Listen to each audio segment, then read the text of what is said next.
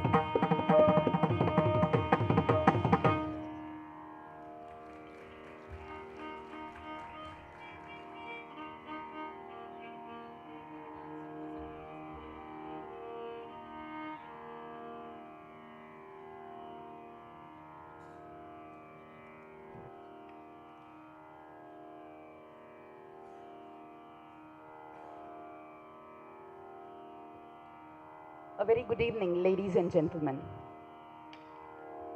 and a warm welcome to all of you for the program An Insight on India Unleashed, a decade of transformation by Shri Shehzad Poonawalla, organized by the Citizens Council, Mangaluru chapter.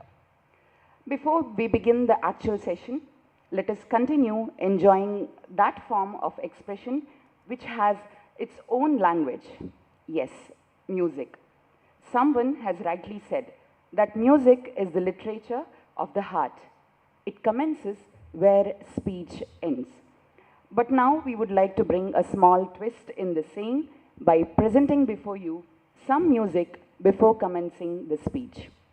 We have with us Medha Udupa on flute, Dhanashri Shabraya on violin, Achintya Krishna on mridangam, and later the team will be joined by Mrinal Bhatt on vocals. Best wishes artists, the stage continues to be with you.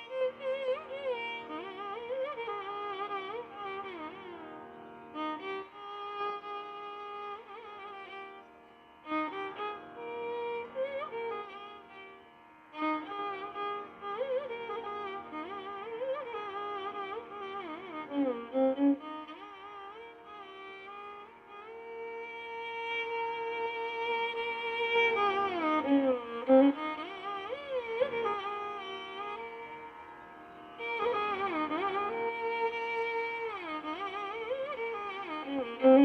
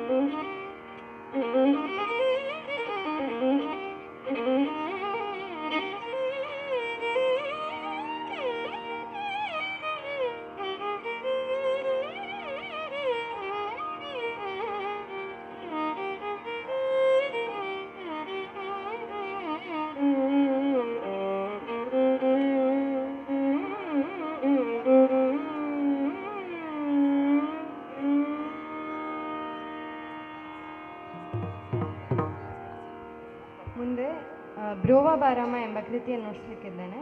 ಇದು ಬಹುದಾರಿ ರಾಗದಲ್ಲಿ ಹಾಗೂ ಆದಿತಾಳದಲ್ಲಿ ನಿಬದ್ಧವಾಗಿದೆ. ಇದು ತ್ಯಾಗರಾಜರ ರಚನೆ.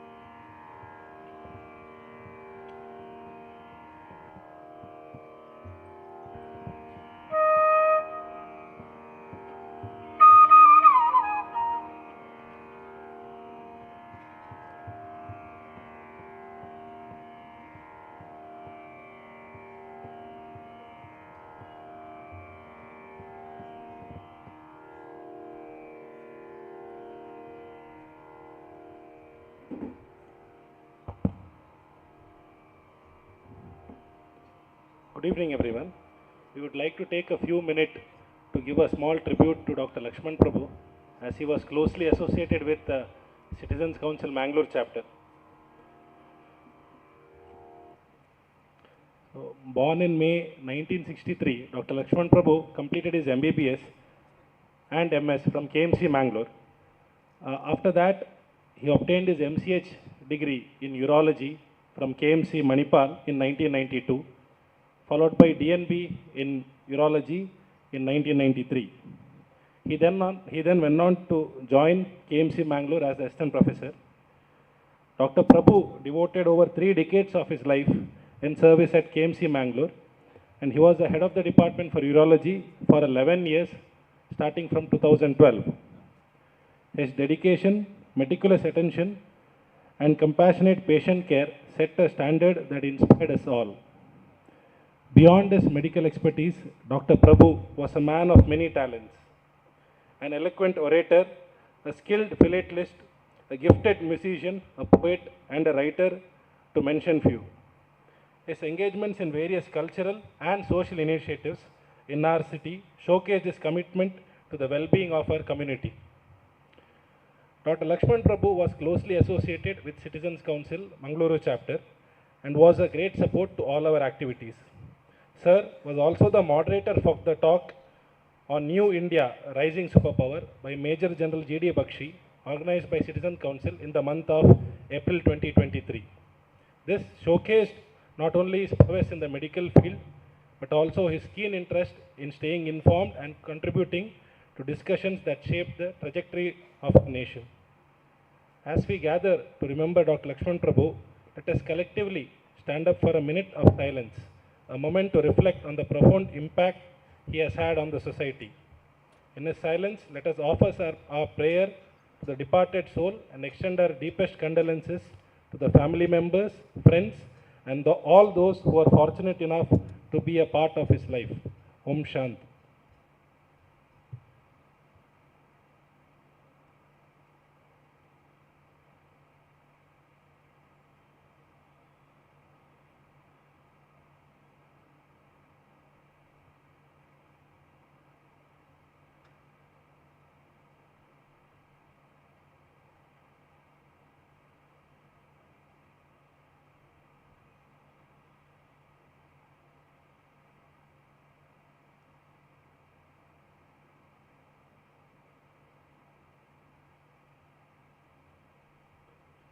Thank you all.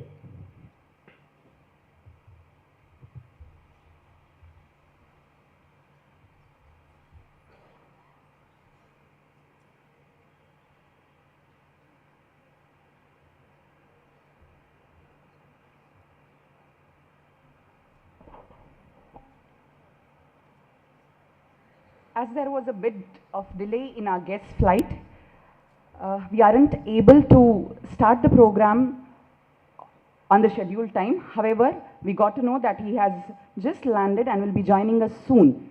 So until then, let us continue enjoying this soothing music. I now call upon Mrinal Bhatt to join the musicians with his vocal performance. I also request whoever is seated in the last rows to just come and fill the empty chairs which are in front. All note, after the talk by the guest, there will be question and answer session. So if any of you have any question, then you are requested to post the same on the WhatsApp number, which will be appearing every now and then on the screen. Please do not forget to mention your name along with the question. Thank you.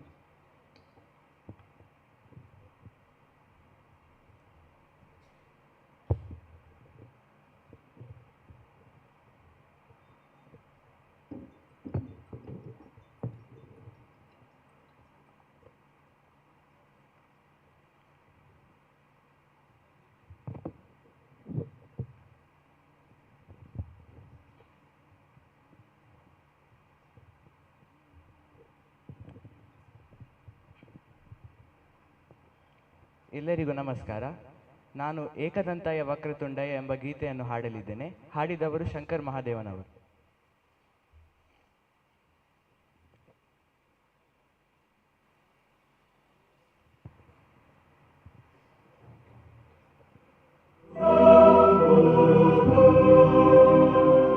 Hello hello hello hello.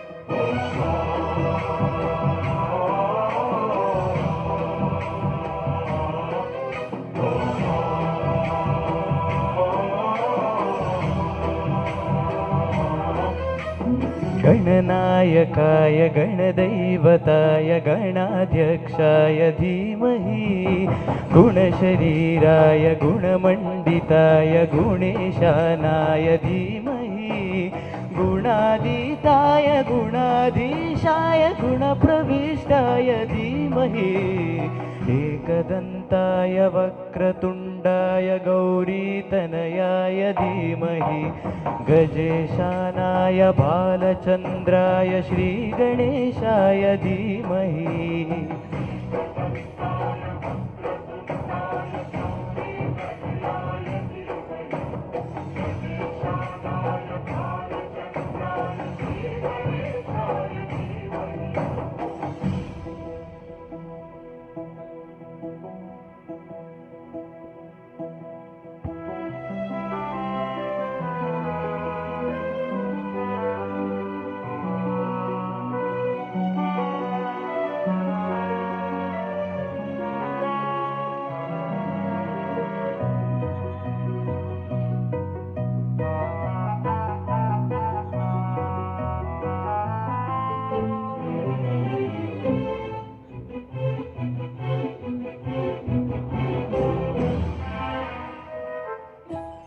गानचतुराय गानप्राणाय गानान्तरात्मने गानोत्सुखाय गानमत्ताय गानोत्सुखमनसे गुरुपूजिताय गुरुदैवताय गुरुकुलस्थायिने गुरुविक्रमाय गुह्यप्रवराय गुरवे गुणगुरवे गुरुदैत्यकलक्षेत्रे गुरुधर्मसदाराध्याय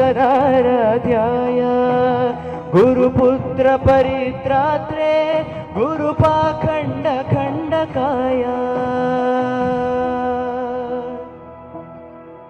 गीतसाराय गीततत्त्वाय गीतगोत्राय धीमहि गूढगुल्फाय गन्धमत्ताय गोजयप्रदाय धीमहि गुणातीताय गुणाधीशाय गुणप्रविष्टाय धीमहि एकदन्ताय वक्रतुण्डाय गौरीतनयाय धीमहि गजेशानाय बालचन्द्राय श्रीगणेशाय धीमहि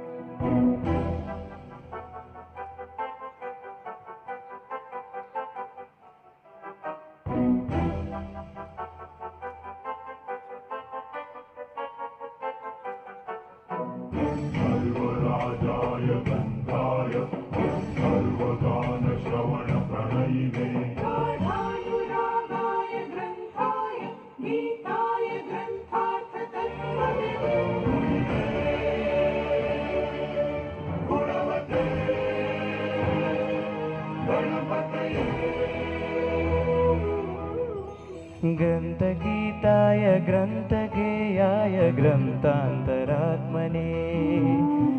गीतलीनाय गीताश्रयाय गीतवाद्यपटवे गेयचरिताय गायकवराय गन्धर्वप्रीकृपे गायकाधीन विग्रहाय गङ्गाजलप्रणयवते गौरीस्थनन्दनाय गौरीहृदयनन्दनाय गौरभानुसुताय गौरी गणेश्वराय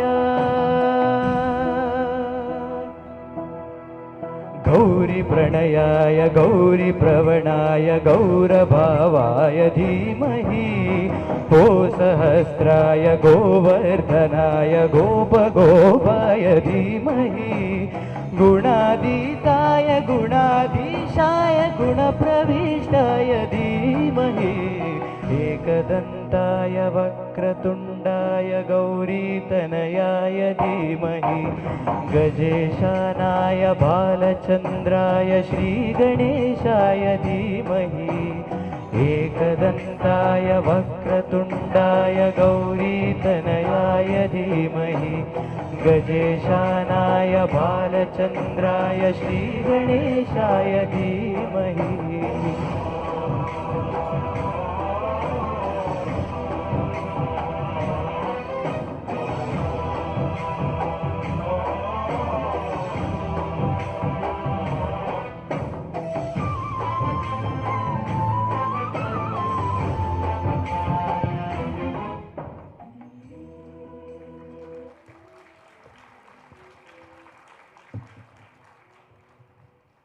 ಮುಂದಿನ ಗೀತೆ ಕಾಣದ ಕಡಲಿಗೆ. ಹಾಡಿದವರು ಸಿ ಅಶ್ವಥ್ ಅವರು.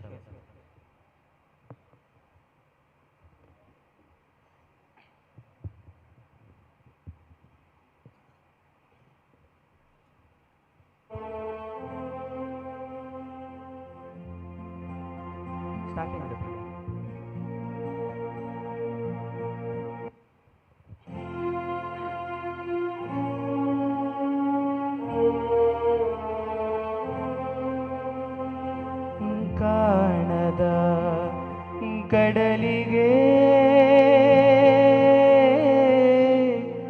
ಹಂಬಲಿಸಿದೆ ಮನ, ಕಾಣದ ಕಡಲಿಗೆ ಹಂಬಲಿಸಿದೆ ಮನ ಮನ.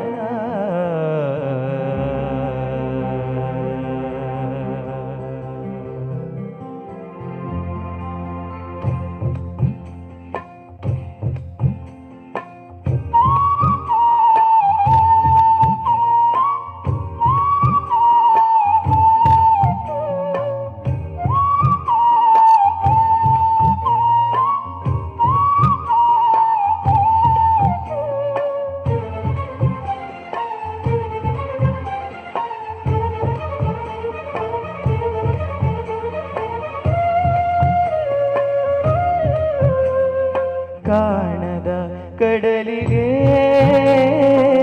ಹಂಬಲಿಸಿದೆ ಮನ, ಕಾಣದ ಕಡಲಿಗೆ ಹಂಬಲಿಸಿದೆ ಮನ. ಕಾಣಬಲ್ಲೆನೆ ಒಂದು ದಿನ ಕಡಲನು, ಕೂಡಬಲ್ಲೆನೆ ಒಂದು ದಿನ. ಕಾಣಬಲ್ಲೆನೆ ಒಂದು ದಿನ ಕಡಲನು, ಕೂಡಬಲ್ಲೆನೆ ಒಂದು ದಿನ. ಕಾಣದ ಕಡಲಿಗೆ ಹಂಬಲಿಸಿದೆ ಮನ.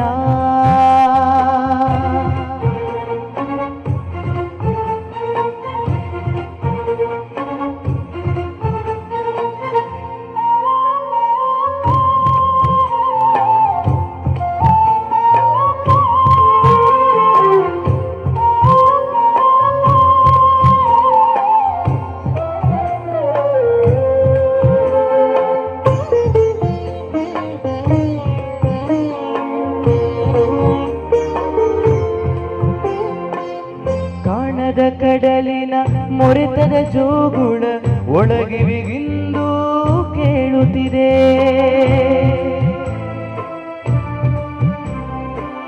ಕಾಣದ ಕಡಲಿನ ಮೊರೆತದ ಜೋಗುಳ ಒಳಗಿವಿಗಿಂದು ಕೇಳುತ್ತಿದೆ. ನನ್ನ ಕಲ್ಪನೆಯು ತನ್ನ ಕಡಲನೆ ಚಿತ್ರಿಸಿ ಚಿಂತಿಸಿ ಸುಯ್ಯುತ್ತಿದೆ. ಎಲ್ಲಿರುವುದೋ ಅದು, ಎಂತಿರುವುದೋ ಅದು, ನೋಡಬಲ್ಲೆನೆ ಒಂದು ದಿನ ಕಡಲನು, ಕೂಡಬಲ್ಲೆನೆ ಒಂದು ದಿನ. ಕಾಣದ ಕಡಲಿಗೆ ಹಂಬಲಿಸಿದೆ ಮನ.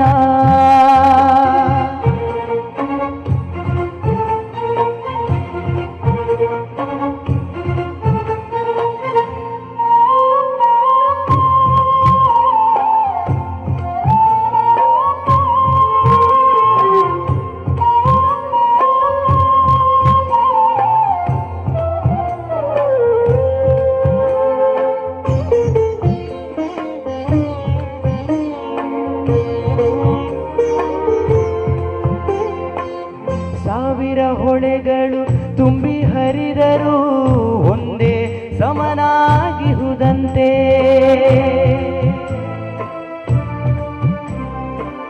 ಸಾವಿರ ಹೊಳೆಗಳು ತುಂಬಿ ಹರಿದರೂ ಒಂದೇ ಸಮನಾಗಿಹುದಂತೆ. ಸುನೀಲ ವಿಸ್ತರ ತರಂಗ ಶೋಭಿತ ಗಂಭೀರಾಂಬುದೀತಾನಂತೆ. ಮುನ್ನೀರಂತೆ ಅಪಾರವಂತೆ ಕಾಣಬಲ್ಲೆನೆ ಒಂದು ದಿನ ಅದರೊಳು ಕರಗಲಾರೆನೆ ಒಂದು ದಿನ. ಕಾಣದ ಕಡಲಿಗೆ ಹಂಬಲಿಸಿದೆ ಮನ.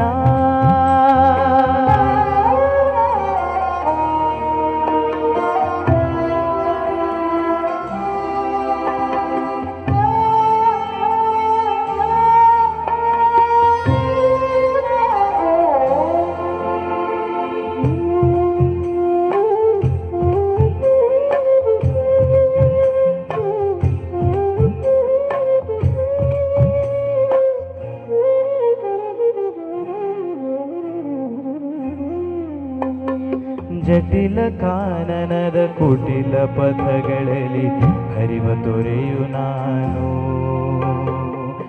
ಎಂದಿಗಾದರೂ ಎಂದಿಗಾದರೂ ಎಂದಿಗಾದರೂ ಕಾಣದ ಕಡಲಿಗೆ ಸೇರಬಲ್ಲೆನೇನೋ.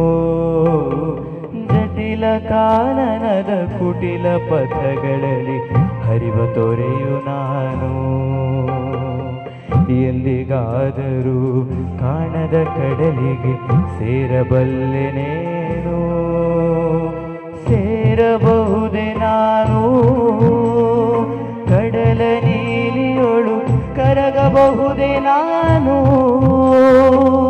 ಕರಗಬಹುದೇ ನಾನು, ಕರಗಬಹುದೇ ನಾನು. ಧನ್ಯವಾದಗಳು.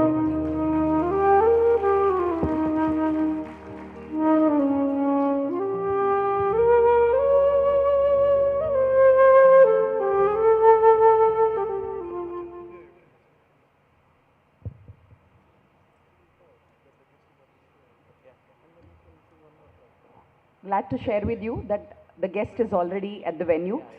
He has started his journey at 9 a.m. in the morning. That's why he needs a short break of just 10 minutes.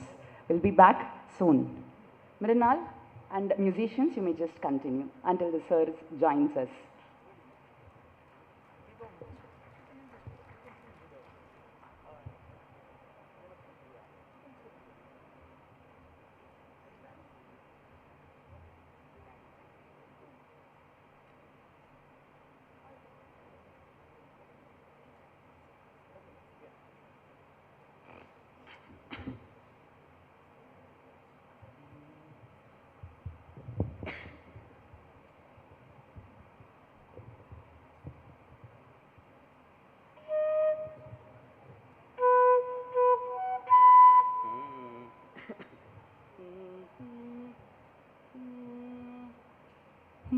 ಬಾರೋ ಕೃಷ್ಣಯ್ಯ ಕೃಷ್ಣಯ್ಯ ಬಾರೋ ಕೃಷ್ಣಯ್ಯ ನಿನ್ನ ಭಕ್ತರ ಮನೆಗೀಗ ಬಾರಯ್ಯ ಬಾರೋ ಕೃಷ್ಣಯ್ಯ ಬಾರೋ ನಿನ್ನ ಮುಖ ತೋರೋ ಓ ಬಾರೋ ನಿನ್ನ ಮುಖ ತೋರೋ ನಿನ್ನ ಸರಿಯಾರೋ ಜಗಧರ ಶೀಲನೇ ಬಾರೋ ನಿನ್ನ ಮುಖ ತೋರೋ ನಿನ್ನ ಸರಿಯಾರೋ ಜಗಧರ ಶೀಲನೇ ಬಾರೋ ಕೃಷ್ಣಯ್ಯ ಅಂದುಗೆ ಪಾಡಗವು ಕಾಲಂದುಗೆ ಕಿರುಗೆಜ್ಜೆ ಧಿಮ್ ಧಿಮಿ ಧಿಮಿ ಧಿಮಿ ಧಿಮಿರೇನುತ್ತಾ ಧಿಮ್ ಧಿಮಿ ಧಿಮಿ ಧಿಮಿ ಧಿಮಿರೇನುತ್ತಾ ಧಿಮ್ ಧಿಮಿ ಧಿಮಿ ಧಿಮಿ ಧಿಮಿರೇನುತ್ತಾ ಪೊಂಗೊಳಲನೂದೂತ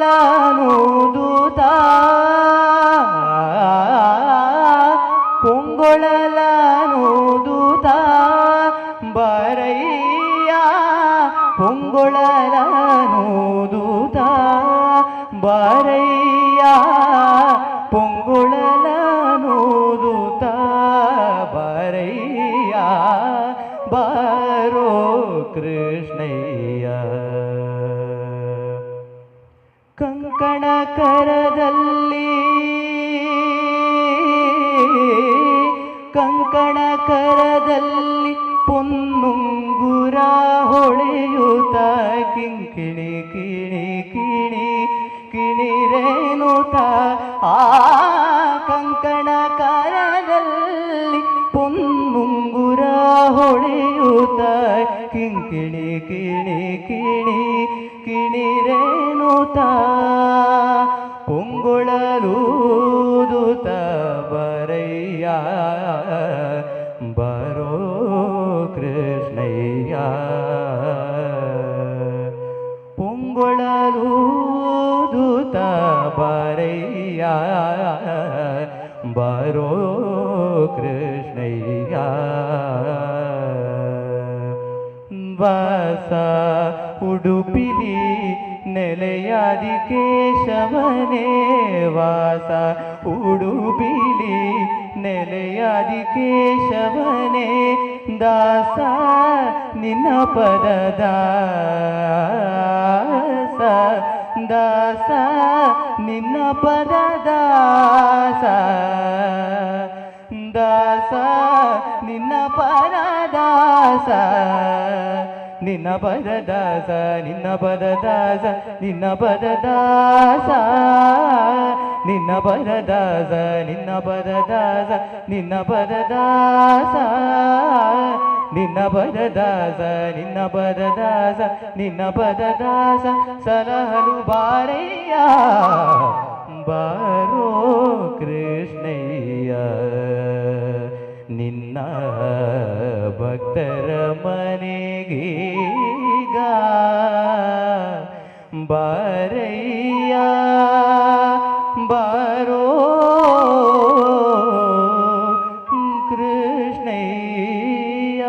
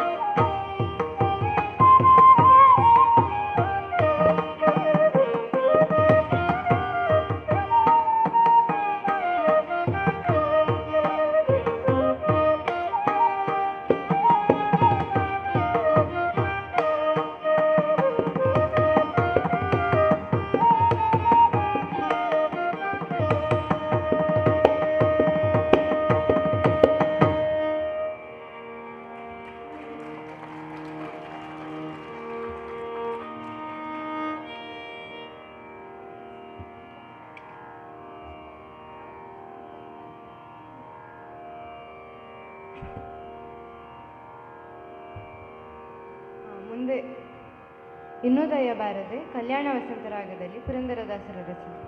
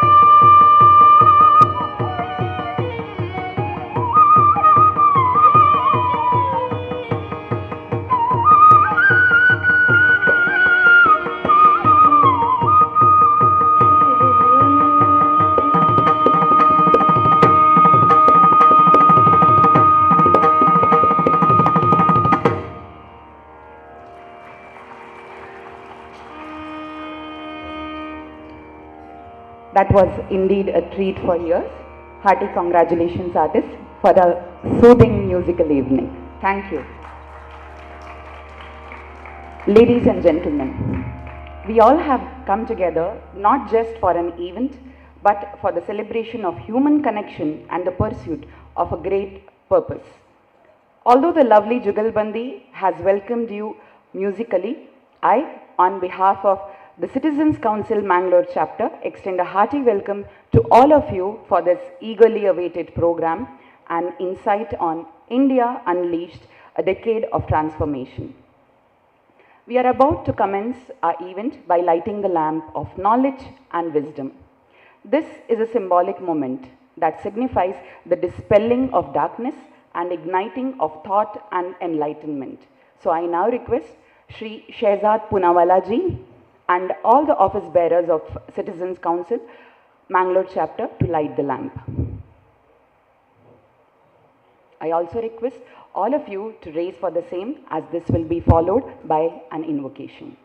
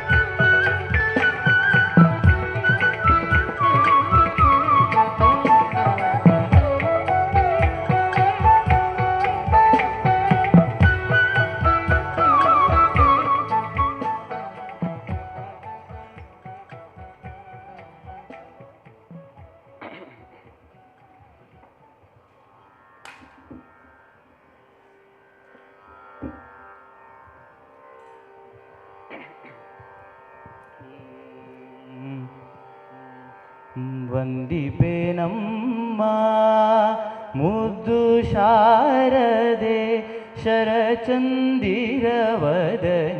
ಶಾರದೆ ವಂದಿಪೇನಮ್ಮ ಮುದ್ದು ಶಾರದೆ ಶರಚಿರವದನೆ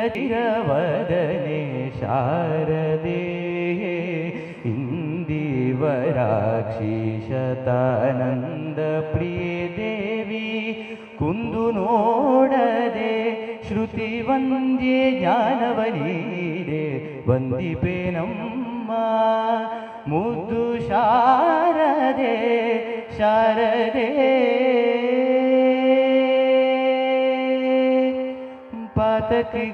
ಪಾತಕಿಗಳೊಡನಾಡಿನ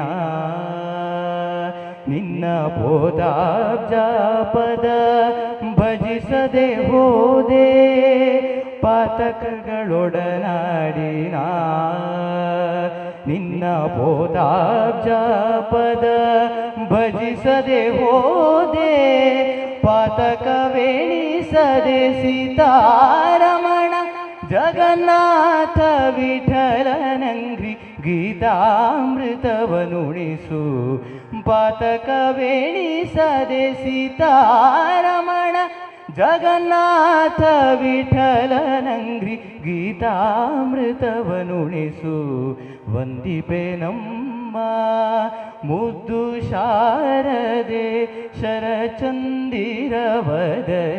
ಶಾರದೆ ಇಂದಿವರಾಕ್ಷಿ ಶತಾನಂದ ಪ್ರಿಯ ದೇವಿ ಕುಂದು ನೋಡದೆ ಶ್ರುತಿ ವಂದ್ಯ ಜ್ಞಾನವ ನೀಡೆ ವಂದಿಪೆ ನಮ್ಮ ಮುದ್ದು ಶಾರದೆ ಶಾರದೆ.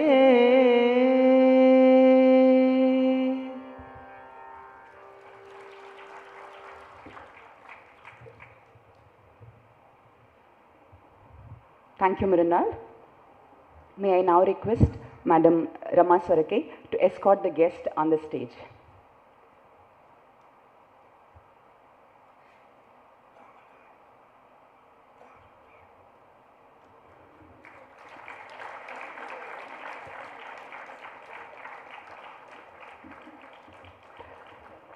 दीपक बोलता नहीं है, उसका प्रकाश परिचय देता है. ठीक उसी प्रकार आप अपने बारे में कुछ न बोलें, अच्छे कर्म करते रहें, वही आपका परिचय देंगे. These words are perfect for today's guest, Shri Shehzad Poonawalla ji. Shehzad sir is the national spokesperson of Bharatiya Janata Party and holds additional responsibility as Prabhari of IT and social media cell of BJP Delhi State Unit. In the past, he worked for several media houses, namely Z News and Times Now. By education, he is a law professional and studied LLB from Pune University. He also holds PG Diploma in Governance from MIT School of Government, Pune. Once again, a hearty welcome to you, Poonawalla ji.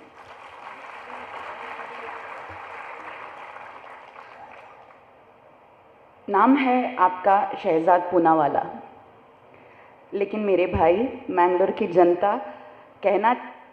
जनता की तरफ से कहना चाहूँगी कि असल में तुम हो एक रतन भारत वाला. बस 2 पंक्तियाँ आपको देखने के बाद आ गई. Ladies and gentlemen, we have already made you wait for long. I think we shouldn't make you wait longer. So I request all of you to lend all your ears to the guest. It's over to you, Shehzad sir.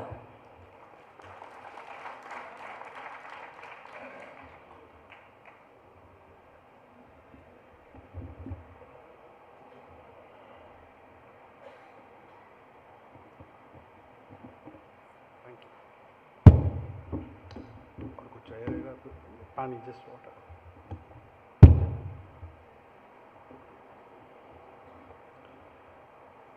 नमस्कार मंगलुरु.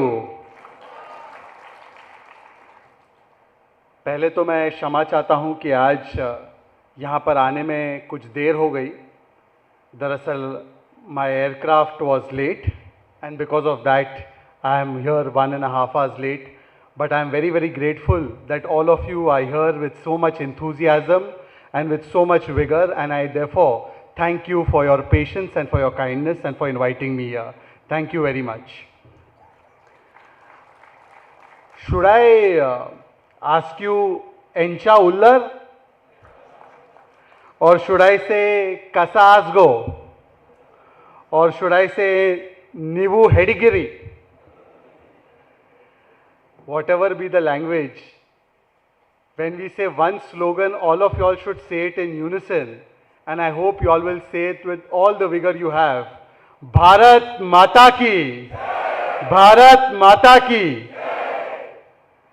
सबसे पहले ये मेरा अति विशिष्ट सौभाग्य है कि आज सिटीजन्स काउंसिल ने मुझे मां मंगला देवी की पावन भूमि मंगलुरु में आमंत्रित किया और यहाँ पर आपके बीच में आने का और आपके बीच में बोलने का अवसर दिया। और यहाँ पर मंगलुरु की बहुत ही प्रबुद्ध जनता और हमारे बहुत ही कर्मठ मंगलुरु साउथ के विधायक कामत जी भी हमारे बीच में हैं। तो मैं एक बार आप सभी लोगों को कहूँगा कि अपना ही खुद का अभिवादन कीजिए तालियों के साथ। और एक बात के लिए तो मैं और भी आभार प्रकट करूंगा कि कम से कम दिल्ली की जो गैस चेंबर वाली स्थिति है, जहां पर AQI 400 और 500 प्लस है, कम से कम आपने मुझे आपकी इन हसीन वादियों के बीच में बुलाया, तो कम से कम मेरे लंग्स पर, मेरे फेफड़ों पर आपने बहुत बड़ी कृपा की। Thank you very much for that. अभी मैं यहां पर आया उससे पहले संयोग की बात है कि मैं अयोध्या में था। इससे पहले मैं अयोध्या गया था, अयोध्या से दिल्ली और दिल्ली से आपके बीच में मंगलुरु आया हूं। तो अयोध्या जब मैं गया तो मेरे मन में आया कि अयोध्या तो प्रभु श्री राम जी की भूमि है, प्रभु श्री राम जी की जन्मभूमि है। और प्रभु श्री राम, यह मान्यता है कि भगवान विष्णु के 7वें अवतार है। प्रभु Shri Ram is the 7th avatar of भगवान विष्णु। एंड टुडे, आज आपने मुझे परशुराम सृष्टि में आने का मौका दिया है। और परशुराम जी जो है वो भगवान विष्णु के 6ठे अवतार है। तो देखिए, 7वें अवतार की भूमि से 6ठे अवतार की भूमि में तो मैं आ चुका हूं। 22 जनवरी को 6ठे अवतार वाली भूमि वाले 7वें अवतार की भूमि में जरूर पधारिएगा, क्योंकि 22 जनवरी को गगनचुंबी राम मंदिर में प्रभु श्री राम के प्राण प्रतिष्ठा के साथ राम लला को वहां पर विराजमान करने का काम, और इसके बाद 500 वर्ष की जो हिंदुओं की एक सतत वहां पर जो हमारी एक शीघ्र हम लोगों की एक बहुत बड़ी अपेक्षा पूरी होने वाली है। देखिए, तो 6ठे और 7वें अवतार का तो आप देख सकते हैं कि कैसा हमारा भारत का सनातन का बंधन है। पर केवल ये एक लौता ऐसा सनातन का बंधन नहीं है, उत्तर और दक्षिण का बहुत गहरा बंधन और गहरा जुड़ाव है। मैं आजकल वैसे तो पूनावाला हूं, पर मैं रहता दिल्ली में हूं। और दिल्ली, जो आज की दिल्ली है, उसको अगर आप देखेंगे पौराणिक काल में या ऐतिहासिक काल में, तो वो इंद्रप्रस्थ, महाभारत जहां पर हम लोग देखते हैं, तो महाभारत का इंद्रप्रस्थ जो था, जो हमारे पांडवों की राजधानी थी, वो आज की दिल्ली है। और ये भी एक अनोखी बात है कि जो सबसे छोटे पांडव, मतलब कि सहदेव, उनको भी इसी इलाके, इसी खंड का राज्यपाल बनाने का काम किया गया था। तो ये एक और जुड़ाव है, इंद्रप्रस्थ और महाभारत का जुड़ाव है मंगलुरु की धरती के साथ। कहा तो ये भी जाता है कि जब पांडवों को वनवास में जाना पड़ा, तो बहुत लंबे समय तक वो इसी भूमि पर आए थे और रुके थे। और यहाँ पर पांडव गुफा भी यहाँ पर बगल में ही मंदिर के पास है। तो ये एक और आपका जुड़ाव जो है महाभारत के दृष्टिकोण से भी मंगलुरु का जुड़ाव हमारे दिल्ली के साथ है, इंद्रप्रस्थ के साथ है।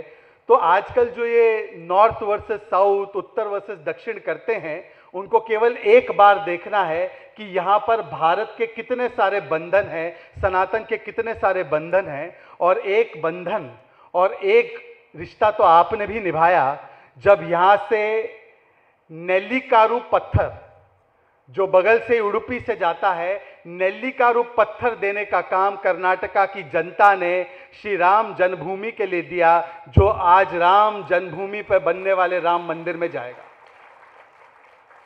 यह हमारा रिश्ता है। चाहे लोग जितना भी हमें north versus south, this versus that तोड़ने की कोशिश जितनी भी करे, यह हमारा जन्मों का और यह हमारा पौराणिक काल का रिश्ता है।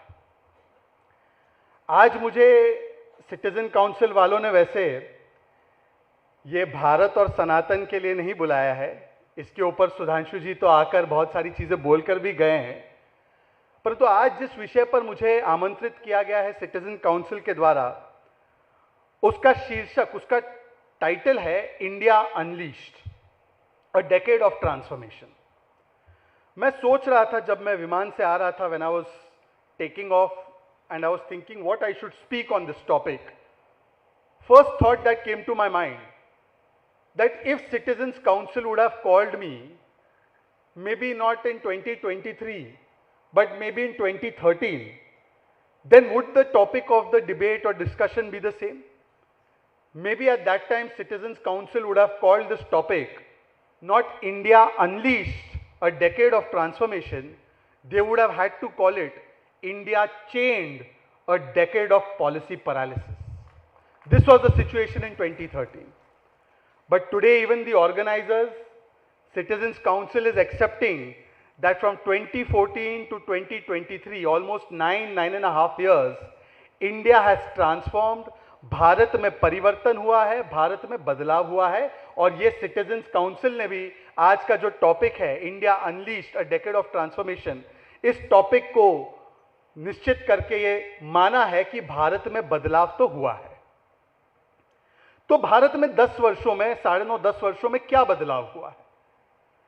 In India what has changed in the last 9.5-10 years?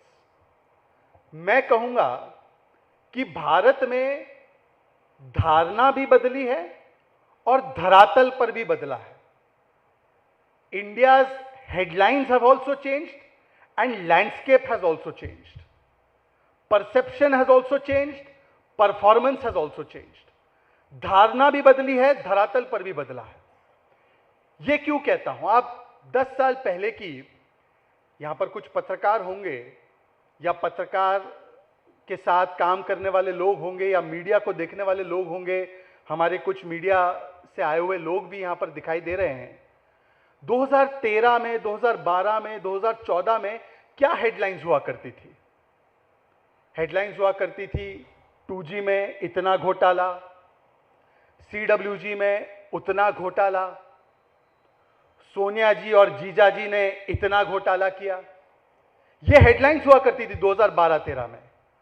और 2023-24 आते आते जो 2G, CWG, सोनिया जी और जीजा जी वाली हेडलाइंस थी, आज हेडलाइंस आती है कि भारत ने 5G में ये पाया, भारत का 6G में ये उपलब्धि हुआ, और भारत ने किस प्रकार से ये 2G और 3G से निकलकर आज जिस प्रकार से G20 की हेडलाइंस आती है, यह भारत की उपलब्धि पिछले 10 सालों में आपने देखी है। 2012-13 में हम पढ़ते थे हर रोज एक नए स्कैम के बारे में, मानो स्कैम इंडिया चल रहा था।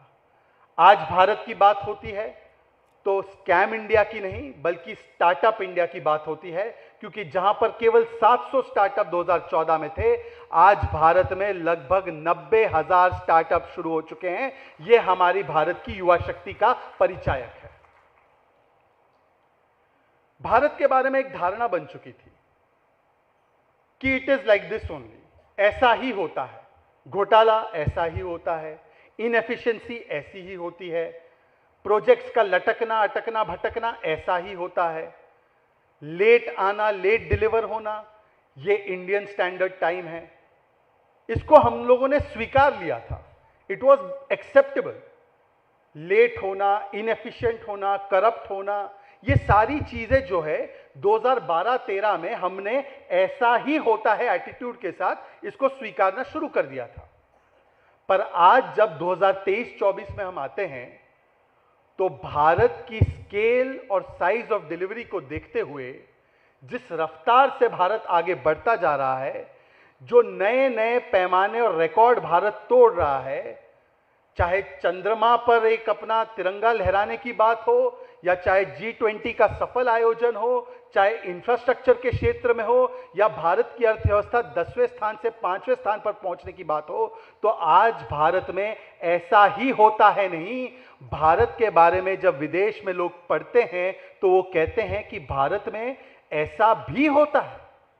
ये ऐसा ही होता है से ऐसा भी होता है कि यात्रा ये पिछले 10 वर्षों में हुई और यही भारत के बदलाव की, ट्रांसफॉर्मेशन की यात्रा है, गाथा।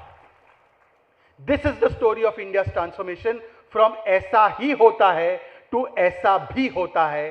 This is the journey that we have traversed in a short period of 1 decade, in a short period of 10 years। ये जब ऐसा ही होता है, ये जब था, ये वाली स्थिति थी 2012-13 में, तब क्या था? तब पॉलिटिक्स ऑफ कैप थी, politics of cap, CAP cap. आप गलत संदेश मत लेना इससे।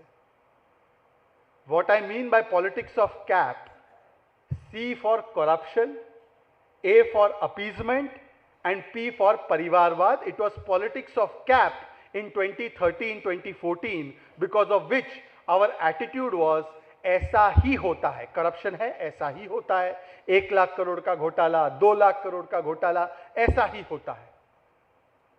And today the politics of cap, CAP cap, has changed to politics of vikas, politics of vigyan and politics of vishwas. Today when we say vikas, we can see that the Arthvyavastha has gone from becoming fragile 5 to fastest 5.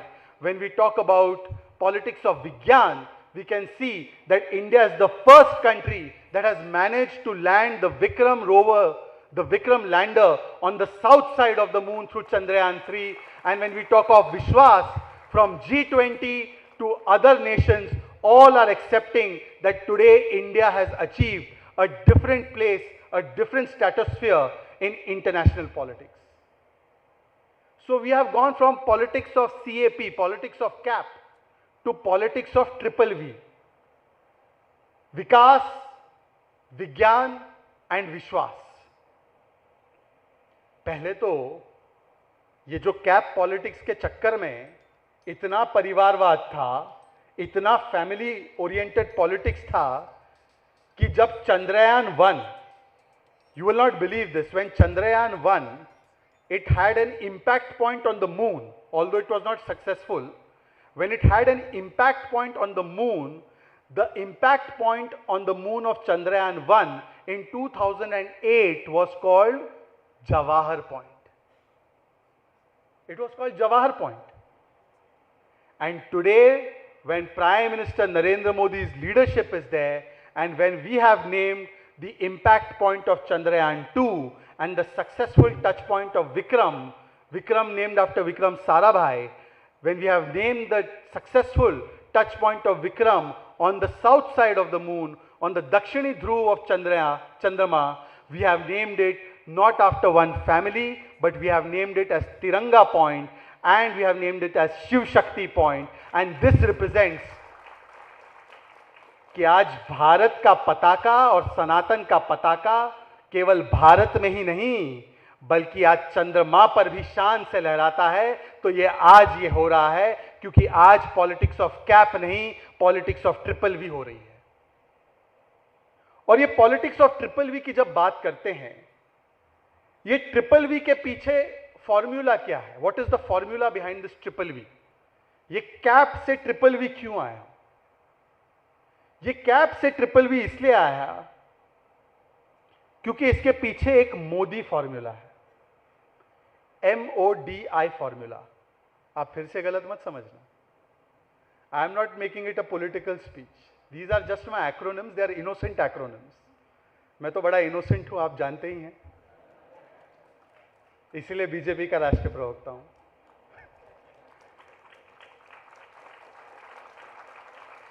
So behind this triple V is a Modi formula. Modi means of doing it. Modi का मतलब means of doing it, making it impossible, making it possible. And this Modi formula basically has 4 parts. The first part is clicks, second part is bricks, third part is ticks and fourth part is fix. Clicks मतलब, what is clicks? Clicks मतलब digital ecosystem, digital infrastructure. Bricks मतलब physical infrastructure ticks मतलब जो 70 वर्ष तक, आज़ादी के 60, 65, 70 वर्ष तक जो अनचेक्ड बॉक्सेस थे, जो बॉक्सेस खाली रह गए थे, उनको एक के बाद एक टिक करते जाना। और फिक्स मतलब, अब वो मत समझना जो केजरीवाल जी और संजय सिंह जी रोते रहते हैं उसके बारे में, not that kind of fix. वैसे गजब की स्थिति है कि 2012-13 में हेडलाइंस यूज्ड टू बी कि 1 लाख करोड़ का घोटाला हुआ, जनता सड़कों पर, 2 लाख करोड़ का घोटाला हुआ, जनता सड़कों पर। आजकल ये हेडलाइन होती है कि 1 लाख करोड़ का घोटाला पकड़ा, कार्रवाई होने पर जो घोटालेबाज है उनकी पार्टियां सड़कों पर। ये हेडलाइंस चेंज हुई है। But what I mean by fix is that to fix a lot of the big mistakes that were made at 1947 and in the period just after that, and those mistakes were not fixed for the last 60, 70 years. So clicks, bricks, ticks and fix. These 4 points are there in the Modi formula, means of doing it formula. First, clicks. In the last 8-9 years, if you see, we have focused on building the digital infrastructure in this country. In 2013-14, the kind of internet penetration was there. Today, in 2022-23, we have doubled the internet penetration. Today, there are almost 800 million broadband subscribers in this country. That means if you compare it with 12-13, it is almost 1200% increase in the broadband connectivity in this country. Today, in 2023, we have covered 6 lakh kilometers of optical fiber across the country. In 2013-14, this was only 350 kilometers of optical fiber in the country. Today, it is 6 lakh kilometers of optical fiber that have been laid in the country. This is the scale at which work is being done. Today, 2 lakh gram panchayats have been connected with internet connectivity. Today, more than 1 lakh Wi-Fi hotspots have been made available by the government of India so that there is last mile connectivity. Today, in 2022-23, we have 7.5 lakh mobile phone towers. And in 2012-2013, where we used to be the biggest importer of mobile phones, we were the largest importer of mobile phones, and thousands of crores of foreign exchange was being spent on such an electronic item like mobile phones. Today in 2022-23, India has become the second biggest manufacturer and assembler of mobile phones in a space of just 10 years.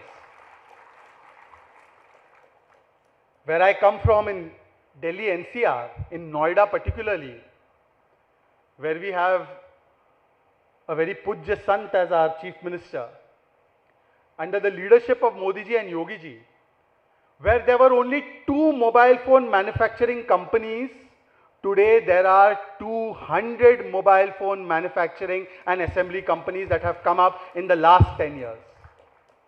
Today, the best models of Apple iPhone and Samsung are not only made in India, their biggest manufacturing hubs are now coming into India, and today India is set to export, not import, export mobile phones worth $10 billion in the next 1 year. This is the power of India in the digital infrastructure and digital ecosystem. And this has not happened automatically. It has not happened by chance. There was a strategy behind it. PLI schemes, production-linked incentive schemes were started. An ecosystem was created to make it easier for people to do business, to set up companies. Almost 40,000 not required compliances were removed. Almost 1,500 archaic laws were done away with. When it comes to registration of patents, IP, intellectual property, even in that, it was made simpler by reducing the filing fees, by reducing the time required, by making it more accessible, because of which the number of patent registrations have almost doubled in the last 10 years. And overall, the ease of doing business was improved, because of which in the last 10 years, we have increased our ease of doing business ranking by 79 positions. And because of all of these comprehensive efforts that we have taken, today India has gone from becoming an importer of mobile phones to becoming a net exporter of mobile phones, and also giving 80 crore Indians smartphones to use. This is the big transformation that has taken place in the last 10 years. You must have also noticed that 10 to 12 years ago, 1 GB of data would cost almost 300 rupees. Now, because of the ease of accessibility of internet, because of the wide penetration, because of the competition that was introduced, that 1 GB of data which used to cost 300 rupees under Manmohan Singh ji costs 9 rupees per GB under Modi ji. It is almost a decline of 95%. And therefore you can see that the digital ecosystem which has been built, it has not restricted itself only to the private sector or to benefit the private sector. It has become truly democratized. हमारी digital infrastructure का पूरा लोकतांत्रिकरण हुआ है. एक तो कम दर, उसका फैलाव बड़ा है, उसकी एक्सेसिबिलिटी बड़ी है, और जो डिजिटल इंफ्रास्ट्रक्चर है उसका इस्तेमाल पहली बार पब्लिक डिलीवरी ऑफ गुड्स में भी किया जा रहा है, ताकि जो डिलीवरी ऑफ गुड्स की जा सकती है सरकार के द्वारा वो एफिशिएंटली भी की जाए और वो अकाउंटेबिलिटी के साथ भी की जाए. मैं आपको इसके 2 या 3 उदाहरण देना चाहता हूं. आप लोगों ने सुना होगा कि किस प्रकार से जैम ट्रिनिटी अब शुरू हो चुका है. ये जैम त्रिशंकु क्या है? जैम त्रिशंकु है कि जनधन अकाउंट खोले गए, लगभग 50 करोड़ जनधन अकाउंट गरीबों के, आम नागरिकों के खोले गए. उनको आधार के साथ लिंक किया गया. आधार जिसके योगदान में कर्नाटका के ही सन ऑफ द सॉइल का बहुत बड़ा योगदान है, और इसको मोबाइल फोन से लिंक किया गया. और ये जैम त्रिशंकु, जैम ट्रिनिटी जो है, इसके माध्यम से जब डायरेक्ट बेनिफिट ट्रांसफर के माध्यम से जब लोगों के खातों में पैसे दिए गए, जब उनको उनके सामाजिक न्याय के तहत या सामाजिक जन कल्याणकारी नीतियां हैं उसके तहत जो पैसा दिया गया, तो जब यहां से मोदी जी ने 1 रुपया भेजा तो वो पूरा का पूरा 1 रुपया उनके अकाउंट में पहुंचा. 2012-13 में तो ये स्थिति थी, और पुराने प्रधानमंत्री कहकर गए थे कि जब हम 1 रुपया भेजते हैं तो उसमें कोई लुटेरा पंजा 85 पैसा खा जाता है. मतलब कि जो बेनिफिशियरी है उसके खाते में केवल 15 पैसे पहुंचते हैं. ये पूर्व के प्रधानमंत्री कहते थे. आज जब प्रधानमंत्री नरेंद्र मोदी जी आए तो डीबीटी और जैम ट्रिनिटी के माध्यम से 25 लाख करोड़ सामाजिक जन कल्याणकारी नीतियों के तहत गरीबों को भेजा गया, और वो 25 लाख करोड़ में से पूरे 25 लाख करोड़ उनके पास पहुंचे, और देश के 2.5 लाख करोड़ बचाने का काम प्रधानमंत्री मोदी जी की सरकार ने किया.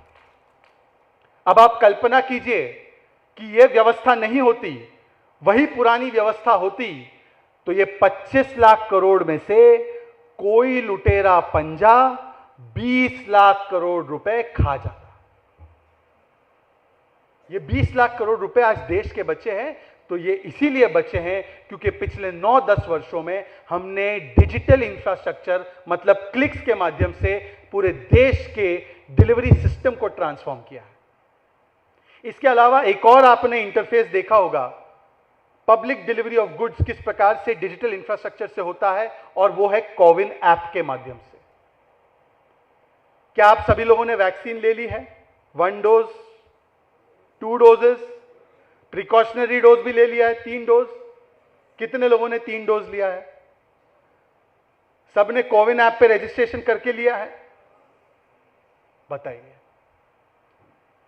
पहले एक ऐसा समय होता था 2013 से पहले कि वैक्सीन बनकर आने में 20-20, 30-30 साल लग जाते थे, और आज ऐसी स्थिति निर्माण हुई कि कोविड की चुनौती सामने थी, उसके बावजूद भी भारत ने न केवल 2 आत्मनिर्भर वैक्सीन तैयार किए, परंतु कोविन प्लेटफॉर्म जैसा प्लेटफॉर्म डेवलप करके उन स्वदेशी आत्मनिर्भर वैक्सीन्स को 200 करोड़ लोगों तक डोजेस के माध्यम से पहुंचाने का काम हुआ, तो भारत में हुआ। और भारत की विशालता, भारत की महानता यह है कि कोविन ऐप, इसका जो सोर्स कोड है हमने ओपन डोमेन में डाल दिया, ताकि जो भी गरीब देश है जो अपने आप से इसको डेवलप नहीं कर सकते हैं, वो ओपन सोर्स से इस कोड को उठाकर अपना ऐप डेवलप कर सकते हैं, और इस प्रकार से अपनी अपनी जनता को भी वो इसी तरीके से पब्लिक डिलीवरी ऑफ वैक्सीन्स कर सकते हैं, जैसे मोदी जी ने करने का काम किया है। ये हमारी भावना है। हमने वैक्सीन भी दी, वैक्सीन मैत्री के जरिए, और आपको तो याद होगा ब्राजील के राष्ट्रीय अध्यक्ष ने क्या कहा। ब्राजील के राष्ट्रीय अध्यक्ष ने कहा कि जैसे हनुमान जी संजीवनी बूटी लेकर आए थे, वैसे भारत भी वैक्सीन मैत्री के माध्यम से वैक्सीन की बूटी ले जाकर ब्राजील की जनता को देने का काम किया। और केवल वैक्सीन ही नहीं, बल्कि वैक्सीन डिलीवरी प्लेटफॉर्म भी भारत ने पूरी दुनिया को मुफ्त में दिया। यह भारत की वसुधैव कुटुंबकम की सोच और संस्कार है। हमने इस पे कॉपीराइट नहीं लगाया, हमने इस पे पेटेंट नहीं लगाया, इसमें इंटेलेक्चुअल प्रॉपर्टी नहीं किया। दुनिया भर में अगर कोई ऐसी ऐप या कोई ऐसी चीज डेवलप करता है तो पहले वो इंटेलेक्चुअल प्रॉपर्टी प्रोटेक्ट करता है। हमने कहा कि जो हमारा है वो सबका है, और इस फिलॉसफी के तहत हमने सबको ये वैक्सीन के ऐप का भी हमने सोर्स कोड देने का काम किया। और एक और मैं आपको उपलब्धि बताता हूं इस डिजिटल इंफ्रास्ट्रक्चर की, जो आजकल तो आप लोग हर रोज यूज करते होंगे, दिन में कई बार यूज करते होंगे। क्या कोई ऐसा व्यक्ति है जिसने आज तक अपने मोबाइल फोन से कोई पेमेंट ना की हो? अगर ऐसा कोई व्यक्ति है जिसने अपने मोबाइल से पेमेंट ना की हो, चाहे यूपीआई प्लेटफॉर्म से, जीपे से, या किसी भी डिजिटल पेमेंट ऐप से, वो अपना हाथ खड़ा कर दे। कोई ऐसा व्यक्ति है इस पूरे ऑडियंस में? अच्छा देखिए, इस ऑडियंस में केवल युवा नहीं है, it's not just an audience of young people. यहां पर काफी सीनियर सिटीजन्स भी बैठे हैं, जिनको माना जाता है, धारणा है कि they are not technologically savvy. आपकी माताजी भी बैठी हैं, उन्होंने भी हाथ खड़ा नहीं किया, मतलब मैं समझ रहा हूं कि उन्होंने भी डिजिटल पेमेंट किया है। भारत ने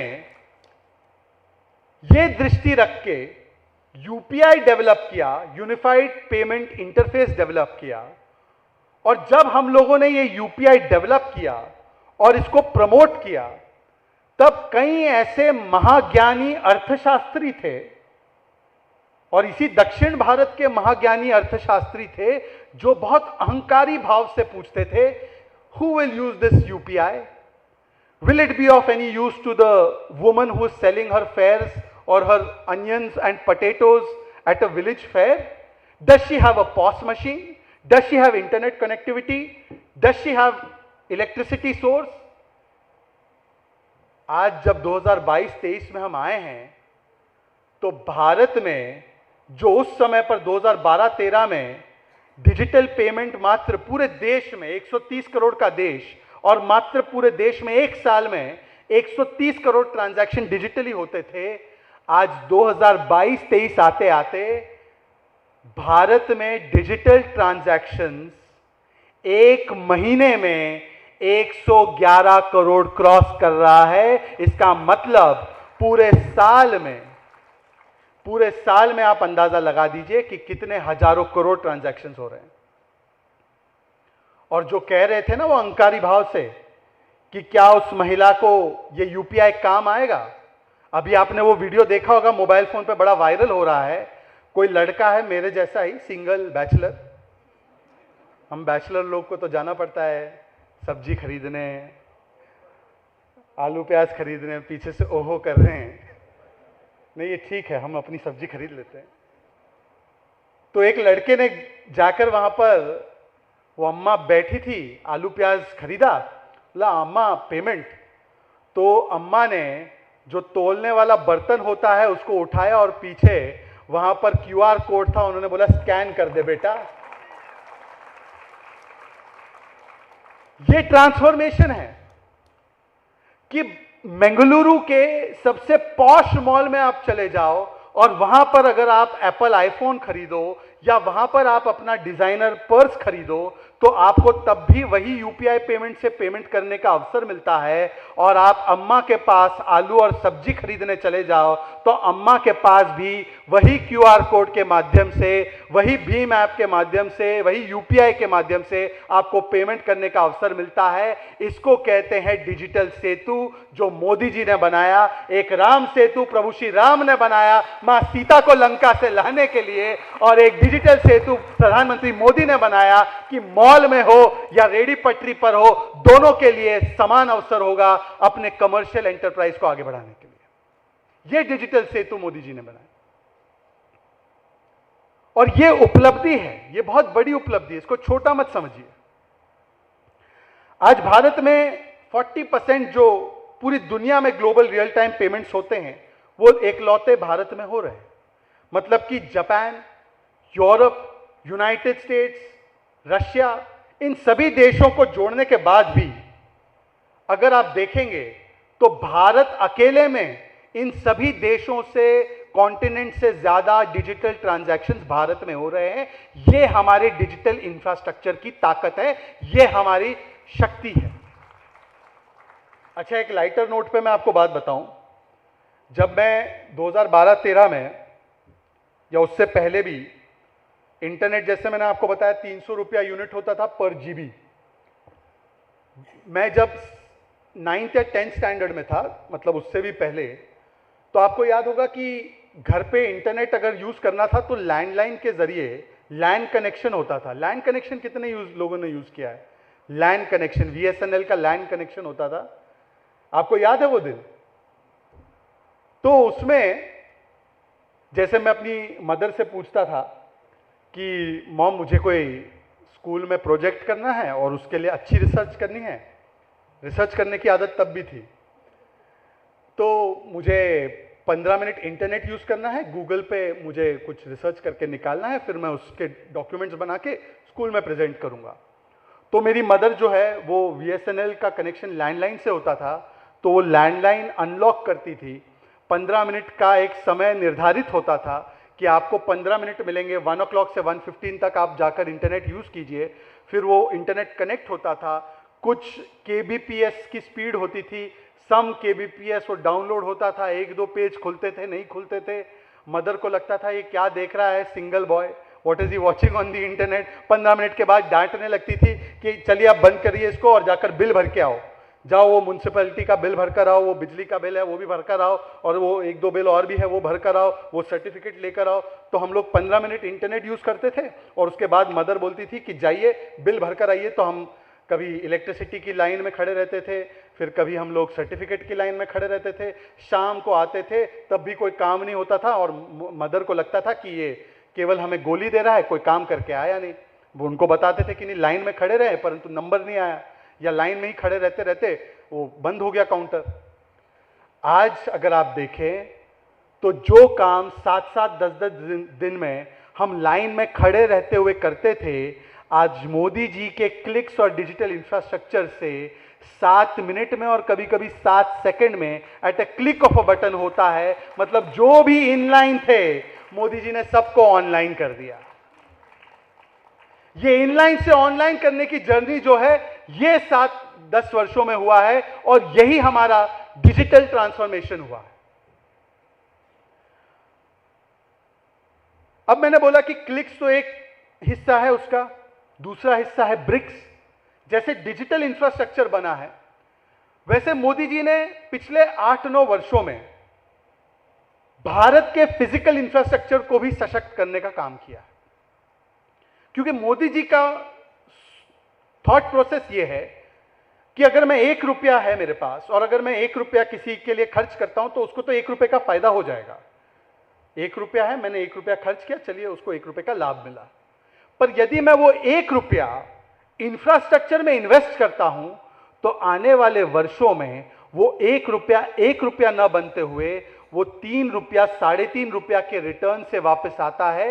ये इंफ्रास्ट्रक्चर की पोटेंशियल होती है कि जितना आप उसमें निवेश करते हो उससे 2 गुना और 3 गुना रिटर्न हमें वापस मिलता है। इसलिए मोदी जी ने सोचा कि आने वाले वर्षों में भारत को अगर एक सशक्त अर्थव्यवस्था बनाना है, if India is to become a strong economy, then India must have world class infrastructure, and therefore today the biggest investment that we are making in the physical infrastructure of this country, and therefore जो 2012-13 में जब highway पहले भी बनते थे पर highway 11 kilometre प्रतिदिन की रफ्तार से बनते थे, आज वही हाईवे, वही लोग, वही ब्यूरोक्रेट्स 37 किलोमीटर प्रतिदिन की रफ्तार से हाईवे बनाते हैं। मतलब मनमोहन सिंह जी एक हाईवे बनाते थे, उतनी देर में मोदी जी 3 हाईवे बनाकर तैयार कर देते हैं। पहले जिस रफ्तार से मेट्रोज बनती थी, मेट्रो बहुत जरूरी है अर्बन लैंडस्केप के लिए, पब्लिक ट्रांसपोर्ट के लिए, अर्बन इंफ्रास्ट्रक्चर के लिए। अगर मेट्रो दिल्ली में नहीं होती तो आप सोच सकते हैं कि और भी कितनी विकट स्थिति होती व्हीकुलर पोल्यूशन की, ट्रैफिक की। बेंगलुरु में भी मेट्रो शुरू है। पहले मेट्रो मात्र 5 शहरों में थी। टेक्नोलॉजी 1980 में आ चुकी थी। मेट्रो की टेक्नोलॉजी भारत में 1980 में आ चुकी थी। 2014 आते आते मेट्रो की व्यवस्था केवल 5 शहरों, ओनली 5 सिटीज, कितने शहर में थी? आज 2014 से मोदी जी को जब सेवा करने का मौका मिला, 2022-23 आते आते आज मेट्रो की व्यवस्था 20 शहरों तक पहुंच चुकी है। यह मोदी जी का स्केल है काम करने का, यह मोदी जी का पेस है। जहां पर 1 किलोमीटर मेट्रो की बनने के लिए 2 महीने लगते थे, 1 किलोमीटर बनने में 2 महीने लगते थे मेट्रो रेल की, आज मोदी जी के जमाने में वही मेट्रो की 6 किलोमीटर 1 महीने में बन रही है। यह स्पीड है मोदी जी की। यह ट्रांसफॉर्मेशन हो रहा है। आपको याद होगा कि हमारे देश में फ्लाइट से एक जगह से दूसरे जगह जाना यह लग्जरी माना जाता था। डोमेस्टिक ट्रैवल करना एयर से यह एक लग्जरी की निशानी थी। If you are very rich then you can travel by the airlines, otherwise you go by train or you go by car, you go by other means. आज मोदी जी के आने के बाद एयरफेयर को और एयर ट्रैवल को बढ़ावा देने के लिए जो 60 वर्षों में मात्र 70 एयरपोर्ट बनाए गए थे पूरे देश में, ओनली 70 एयरपोर्ट्स, आज मोदी जी के आने के बाद 9 वर्षों में उन 70 एयरपोर्ट्स में और 75 एयरपोर्ट जोड़ने के बाद आज 145 एयरपोर्ट भारत में बन चुके हैं, जिससे कि कनेक्टिविटी नॉर्थ ईस्ट से लेकर वेस्ट तक, नॉर्थ से लेकर साउथ तक बढ़ी है। और हर महीने, पिछले महीने की ही बात कर ले तो डोमेस्टिक पैसेंजर ट्रैवल जो है वो 10 से 11% की रेट से बढ़ रहा है। मतलब डोमेस्टिक ट्रैवल उतना और एक्सेसिबल हो रहा है, डोमेस्टिक ट्रैवल उतना और कन्वीनियंट और चीप हो रहा है, जिसकी वजह से डोमेस्टिक पैसेंजर्स में जो वृद्धि है लगातार बढ़ती जा रही है एयर ट्रैवल के माध्यम से। मतलब कि जैसे मोदी जी हमेशा बताते हैं कि आज हवाई जहाज में चढ़ने वाला हवाई चप्पल पहनने वाला व्यक्ति भी होता है। और उसके अलावा जो हमारी भारतीय रेल है, यह भी हमारे इंफ्रास्ट्रक्चर का बहुत बड़ा हिस्सा है। पहले रेलवेज का एक अलग से बजट हुआ करता था, आपको याद होगा, और रेलवेज मिनिस्ट्री को हमेशा से एक कॉम्प्रोमाइज मिनिस्ट्री बताया जाता था। कॉम्प्रोमाइज मिनिस्ट्री मतलब अलायंस पार्टनर को खुश रखने के लिए वो मिनिस्ट्री उसको दे दी जाती थी कॉम्प्रोमाइज में।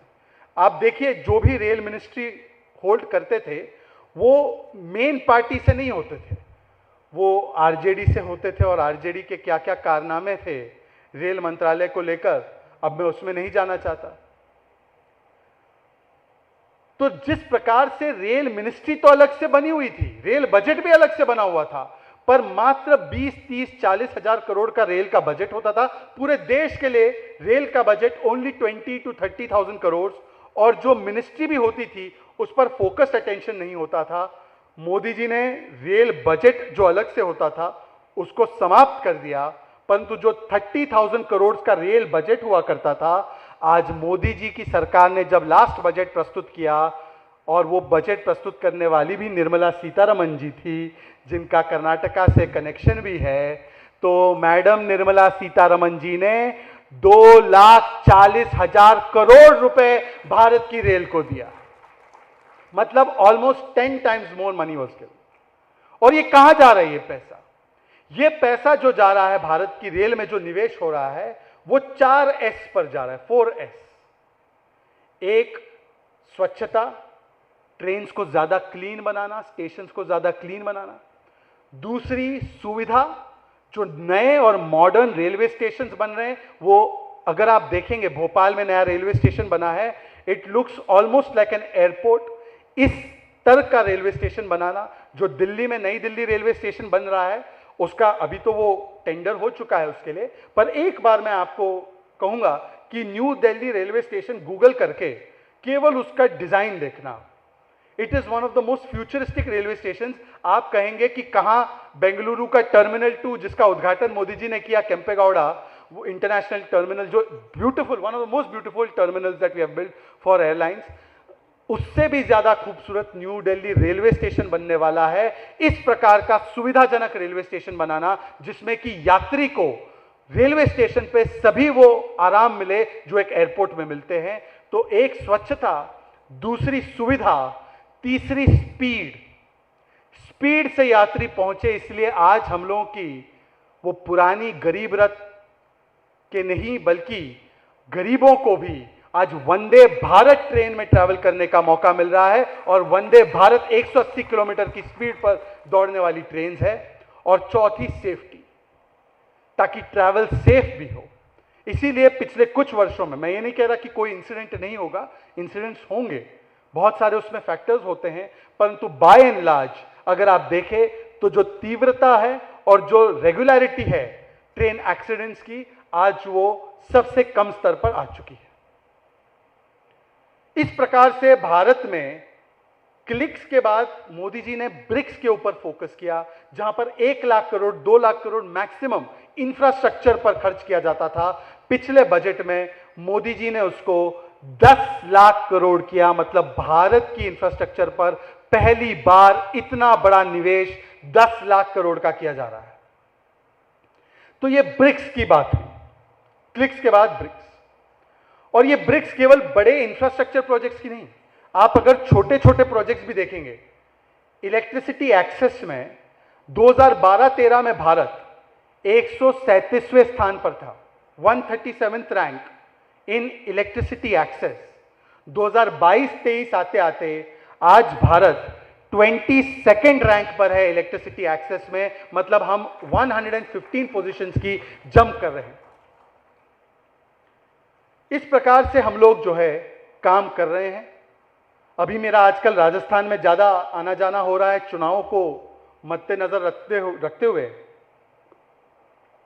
पहले मैं दिल्ली जयपुर फ्लाइट से जाता था, फ्लाइट बहुत महंगी होती थी, परंतु अब जो दिल्ली मुंबई एक्सप्रेसवे, जो दुनिया का सबसे लंबा एक्सप्रेसवे है, उसका पहला चरण शुरू हो चुका है, जिससे दिल्ली जयपुर की कनेक्टिविटी इतनी बढ़िया बन चुकी है कि जितना समय मैं प्लेन में जाऊं, चेक इन करूं, वहां पर ठहरो और प्लेन से फिर जयपुर पहुंचो, उतने में तो अगर मैं गाड़ी लेकर निकल पड़ूं तो दिल्ली से जयपुर मात्र 3.5 घंटे 4 घंटे में पहुंच जाता हूं। तो आज एयरफेयर भी जो है दिल्ली जयपुर का वो बहुत कम हुआ है, क्योंकि बहुत ज़्यादा लोग आजकल प्रिफर करते हैं कि दिल्ली जयपुर, दिल्ली मुंबई एक्सप्रेसवे से जाए। ये इस प्रकार के एक्सप्रेसवे हो रहे हैं और काम चल रहा है। तो ये इंफ्रास्ट्रक्चर का जो काम है वो केवल बड़े लेवल पर नहीं, बल्कि आम जनमानस की जिंदगी को भी छूने का काम करता है। फिर आते हैं टिक्स पर। दोस्तों, 70 वर्ष हमारी आजादी को हो गए, परंतु कुछ ऐसी बुनियादी चीजें थी जिसको हमने टिक मार्क ही नहीं किया। 2012-13 में आपको पता है हमारे देश में सैनिटेशन का कवरेज कितना था? What was the coverage of toilets in this country in 2013-14? Less than 40%। Less than 40% toilet coverage, sanitation coverage was there in 2012-2013. Today, by 2022-2023, We have become open defecation free society. There is 100% toilet coverage after Modi ji has made 12 crore toilets across the country in the last 8, 9, 10 years. And this was his first agenda that he took up after he became Prime Minister, which was announced from the ramparts of Red Fort. People were making fun of him. But just by this one project of toilets being made available in every village, in every household, in every school, this has had a positive impact on the health of women, particularly rural women, who because of many social factors could not access a toilet, and because of that, there was an issue of their safety, there was an issue of their sanitation, there was an issue of their health, and now all of those issues have now gone behind, and today women's enrollment in schools and colleges has increased, women's healths have improved, and this has happened because of this one toilet abhiyan that has been started by Prime Minister Modi by giving 12 crore toilets to every person in this country. And when these toilets were given, toilet अगर शिल्पा को मिला तो toilet Sultana को भी मिला. Toilet देने में कोई भेदभाव नहीं हुआ. अगर शिल्पा के घर पे टॉयलेट पहुंचा तो सुल्ताना के भी घर में टॉयलेट पहुंचा. अगर माधव के घर में टॉयलेट पहुंचा तो मोहम्मद के भी घर में टॉयलेट पहुंचा. दोनों को इसका लाभ हुआ. सबका साथ, सबका विकास और सबका विश्वास. इसी तर्ज पर मोदी जी ने पिछले 9 वर्षों में जो केवल 3 करोड़ घरों तक, ग्रामीण घरों तक, out of the 16 crore households in our country, rural households, only 3 crore rural households had tap water connection.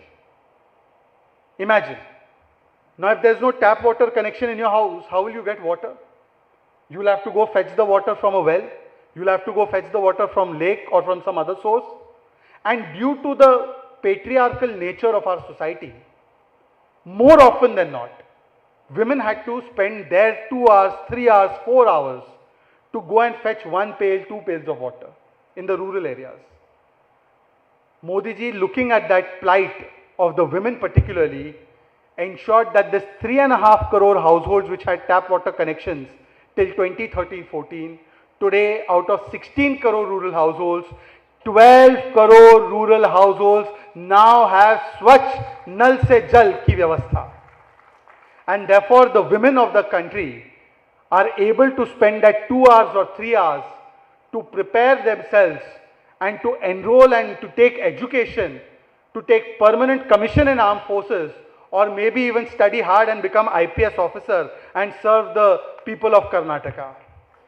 This is also happening today because of Modi ji's endeavor to ensure that the women of this country don't have to waste their time on fetching pail of water, but they can spend their time to develop their own personality and their own education. Every thought and every policy of Mr. Modi has women at the center of it. You think about the third thing that he has done. In this country, only 50 to 55% people had clean cooking gas stoves, which means that almost 35, 40, 45% people in this country had to use the traditional chulha or wood for the making of food, for preparation of food. और अगर आप देखें तो एक बार अगर आप वो खाना उस चूल्हे पर बनाते हो, उस लकड़ी पर बनाते हो, तो वो जितना धुआं जाता है, that is equivalent of smoking 400 cigarettes or living in Kejriwal's Delhi. It is the same. Either you live in Kejriwal's Delhi, where I have come from, or you smoke 400 cigarettes, or you are cooking the food on this traditional stove, which is equivalent to that much smoke going inside you. And imagine the damage it would do to the lungs of the person cooking the food. And again, because of the patriarchal nature, many a times the women are forced to be in the kitchen to cook the food, and therefore it was having such a disastrous impact on the health of the women of this country. Today, Prime Minister Modi started the Ujjwala gas cylinder Yojana, and he has ensured that now we have 100% coverage of LPG connections by giving 10 crore connections of free gas connection to the women of this country. And just that one move Just that one move, look at the foresight of Prime Minister Modi. It has brought down the rate of deaths by air pollution, just this one move, by 13%. The total air pollution deaths in the country that take place have come down by 13% just by one scheme of Prime Minister Modi, that is giving 10 crore Ujjwala gas cylinder connections to the women folk of this country, to the people of this country. Even if you see from climatic point of view, from those who are always striving for ensuring that our climate and our environment is safe, even from that point of view, almost 1.8 million tons of PM 2.5 emissions have been curbed by this one move of giving 10 crore Ujjwala gas connections to the women of this country. So it is having an impact not just on the women's health, which even Shauchalaya Yojana is having, which even Ujjwala Yojana is having. Not only is it having impact on the education levels of the women, but it is also having positive impact on the environment of this country. This is the soch, this is the thought process by which things are being done. And it did not stop there. Modi ji government, when it has come to service of this country, what is the main thing that affects the poor of the people, poor of the country? If any poor person you ask him, if you are employing somebody in your house, driver, or if you are going by bus, you ask the conductor, the cleaner, the driver, or if you are going by rickshaw, you ask the rickshawala, he will tell you the main problem in his life is that if by some unfortunate happening, if there is any accident or if there is any health crisis in the family, then all his life savings are wiped out. All her life savings, her jewelry, all of it has to be given so that she can bear the brunt or they can pay up the bill of the health services of that time, because the medical expenses run into 3 lakhs, 4 lakh rupees. And there is no safety net for the poor. When Modi ji came to service, he took a decision that now every poor person in this country, that means almost 50 crore people in this country, will get 5 lakh rupee cover as part of Ayushman Health Scheme, and this is the world's largest insurance health cover program anywhere in the world. And today when a person who's poor, if by any unfortunate sequence of events he has an accident, he only has to go to the hospital which is empaneled by Ayushman and show the Ayushman card, and it is cashless treatment that is done for him up to the limit of 5 lakh rupees per year. He will get cashless facility. He does not have to pay even 1 rupee. The government will pay for it. This has become a health safety net for the poor people of this country.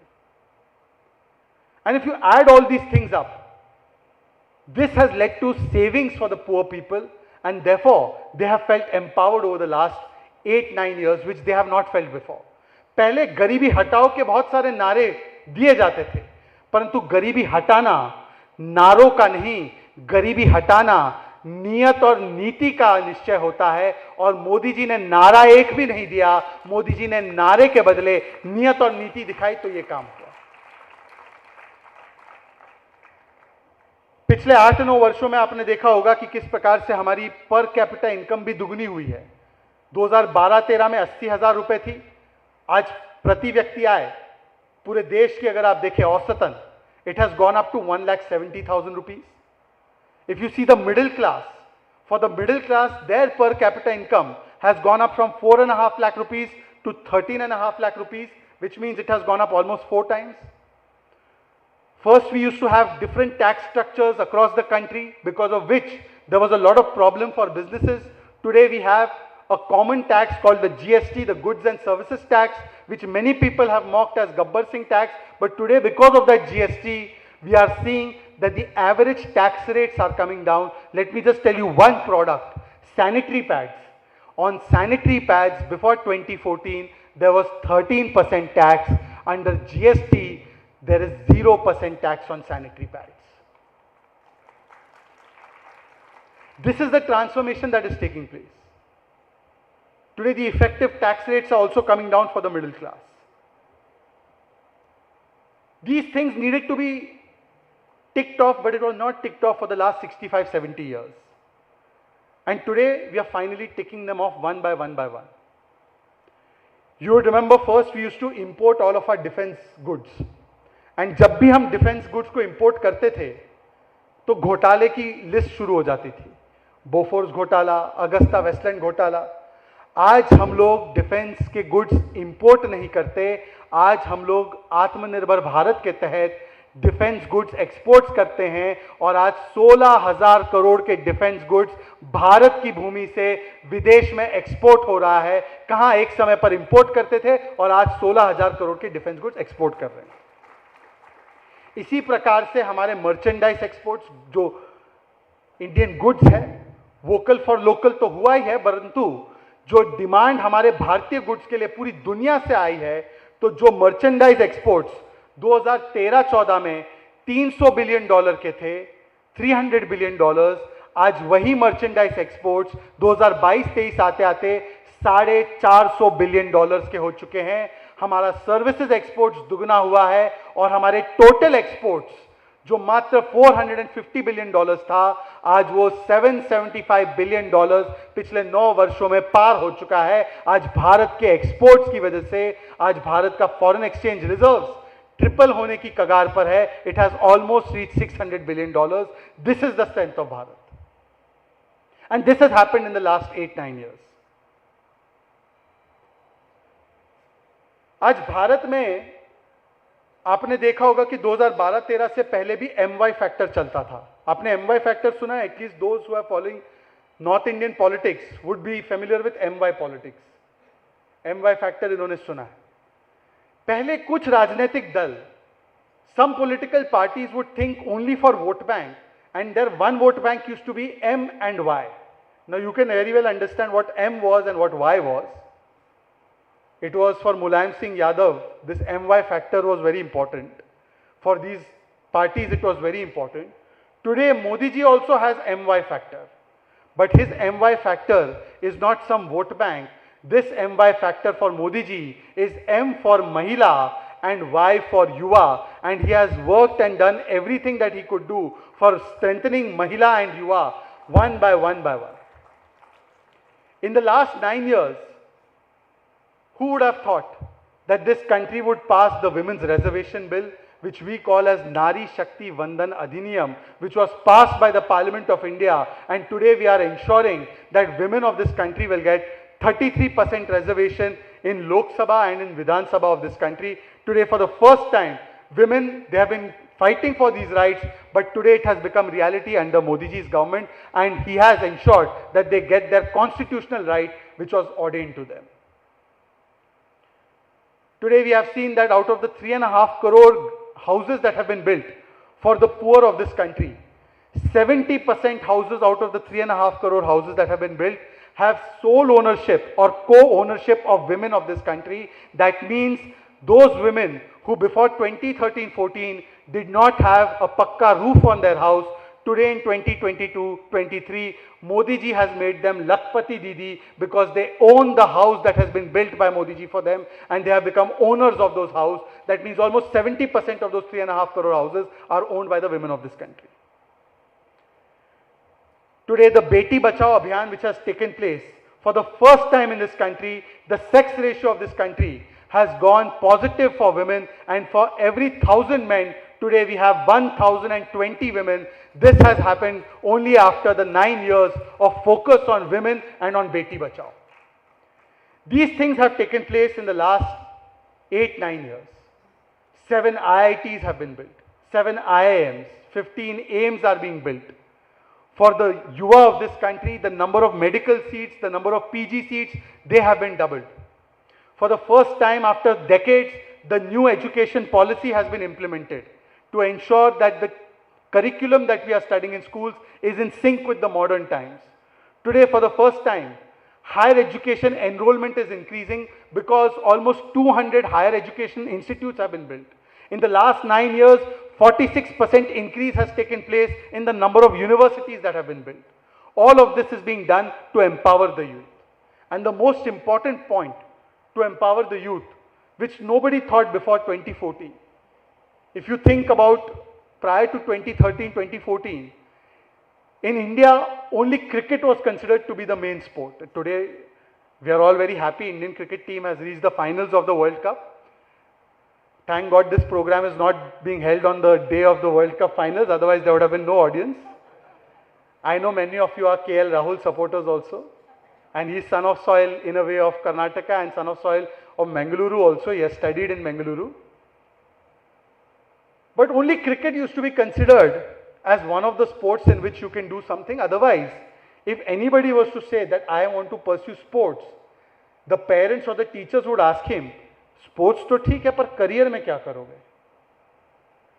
Today, after 9.5 years, after changing the mindset of people through Fit India, through Khelo India, through Top Scheme, today we see that not just cricket, but in every other discipline of sports, including athletics, we are getting gold medal and silver medal, and it is raining medals, whether it's Tokyo Olympics, Tokyo Paralympics, Asian Games, Para-Asian Games or Commonwealth Games. And many sons and daughters of Karnataka have made us proud. Today, sports itself is a viable career option because the attitude and the approach has changed in the last few years. Friends, finally, the things that we needed to fix. We have talked about clicks, we have talked about bricks, we have talked about ticks that we needed to make. But the things we needed to fix, and those things that we needed to fix, firstly, the economy. The economy was languishing in fragile 5, even though we had an economist as the Prime Minister of this country. But from fragile 5, in the last 9 to 10 years, the economy from 10th position has come to 5th position, and IMF and World Bank say that in the next 2-3 years, India's economy will be in the 3rd position. So from fragile 5, we have come to fastest 5. This is what we needed to fix, and it has got fixed. In the last 60 years, economy grew at and became a $2 trillion economy. In the last 9 years, to this $2 trillion, our government has added $1.5 trillion, and today our economy is $3.5 trillion, making it one of the biggest economies in the world.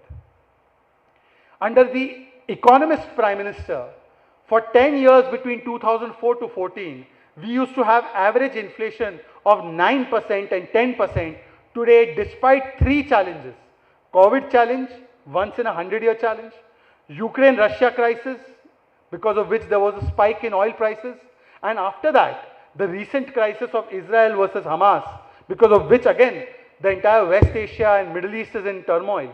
Because of that crisis, despite these 3 crises, today, the average inflation in the last 10 years has been about 4.5 to 5%. So where it was 10% under an economist, a chai wala has ensured that the inflation is controlled at 5%, which has led to savings of 46,000 rupees per household every year in the last 10 years.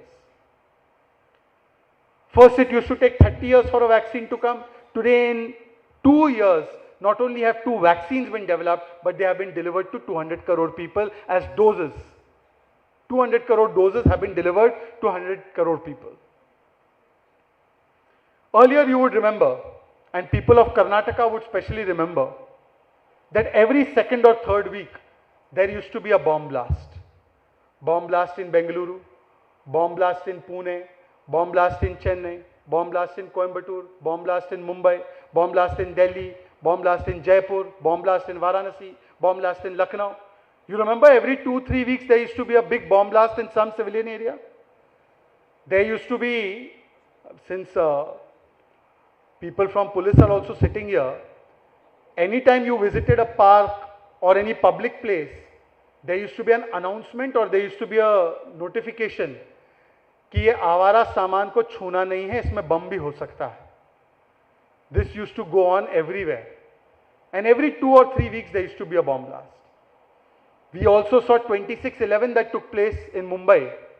And after 26/11 took place, we saw that despite there being evidence that Pakistan was behind this terror attack, and despite the then Air Chief, Fali Major, telling the government that, sir, give us permission We know where the terrorist camps are, and we need permission to bomb these terrorist camps so that these terrorists are taught a lesson. Instead of giving them a strong response, because of the compulsions of vote bank politics, because they put Rajniti of vote bank above Rashtra-niti, instead of giving a strong response, we gave most favored nation status to Pakistan. MFN status, most favored nation status. Every 2-3 weeks there used to be bomb blast. But for appeasement politics, nothing could be done. Today, when a terrorist attack takes place, whether it's at Uri or whether it is at Pulwama, there is no MFN status that is given. We do surgical strike and we do Balakot airstrike, and today we give muh tod jawab from MFN status. Today we have come to MTJ status. मतलब मोदी जी का मुंह तोड़ जवाब मिलेगा अगर आपने आतंकवादी हमला करने का सोचा. First, when terrorist attack used to take place, we as victims of terrorism, even though we were the bigger country, we were the stronger country, we had a strong military, we would go to international agencies, we would go to foreign countries and we would tell them कि sir हम पर हमला हो गया है, please help us take action on the terrorist country. Today, the situation has changed in the last 9 years that if by chance any nation even thinks of touching us or doing a terrorist attack on us, then it is not us who goes to international forum, but it is the perpetrator of terrorism who goes to international forum and he says कि भारत से बचा लो, हमसे गलती हो गई, हमने आतंकवादी हमला कर दिया, आगे से नहीं करेंगे. This difference has taken place when you have clear-cut policy on national security and on foreign policy. Today, when Ukraine-Russia crisis took place, you think about it. There was a time when we used to be in one camp or in another camp. We could talk to one party but not to the other party. Even today, Joe Biden, if he wants, President Joe Biden, he can speak to Ukraine. He can speak to Mr. Zelensky. He can speak to his NATO allies. He can speak to Western nations. But Russia will not speak to President Biden. Xi Jinping, if he wants, he can speak to President Putin.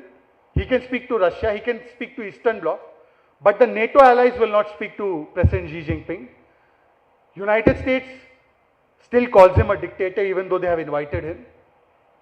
Ukraine will not speak to China.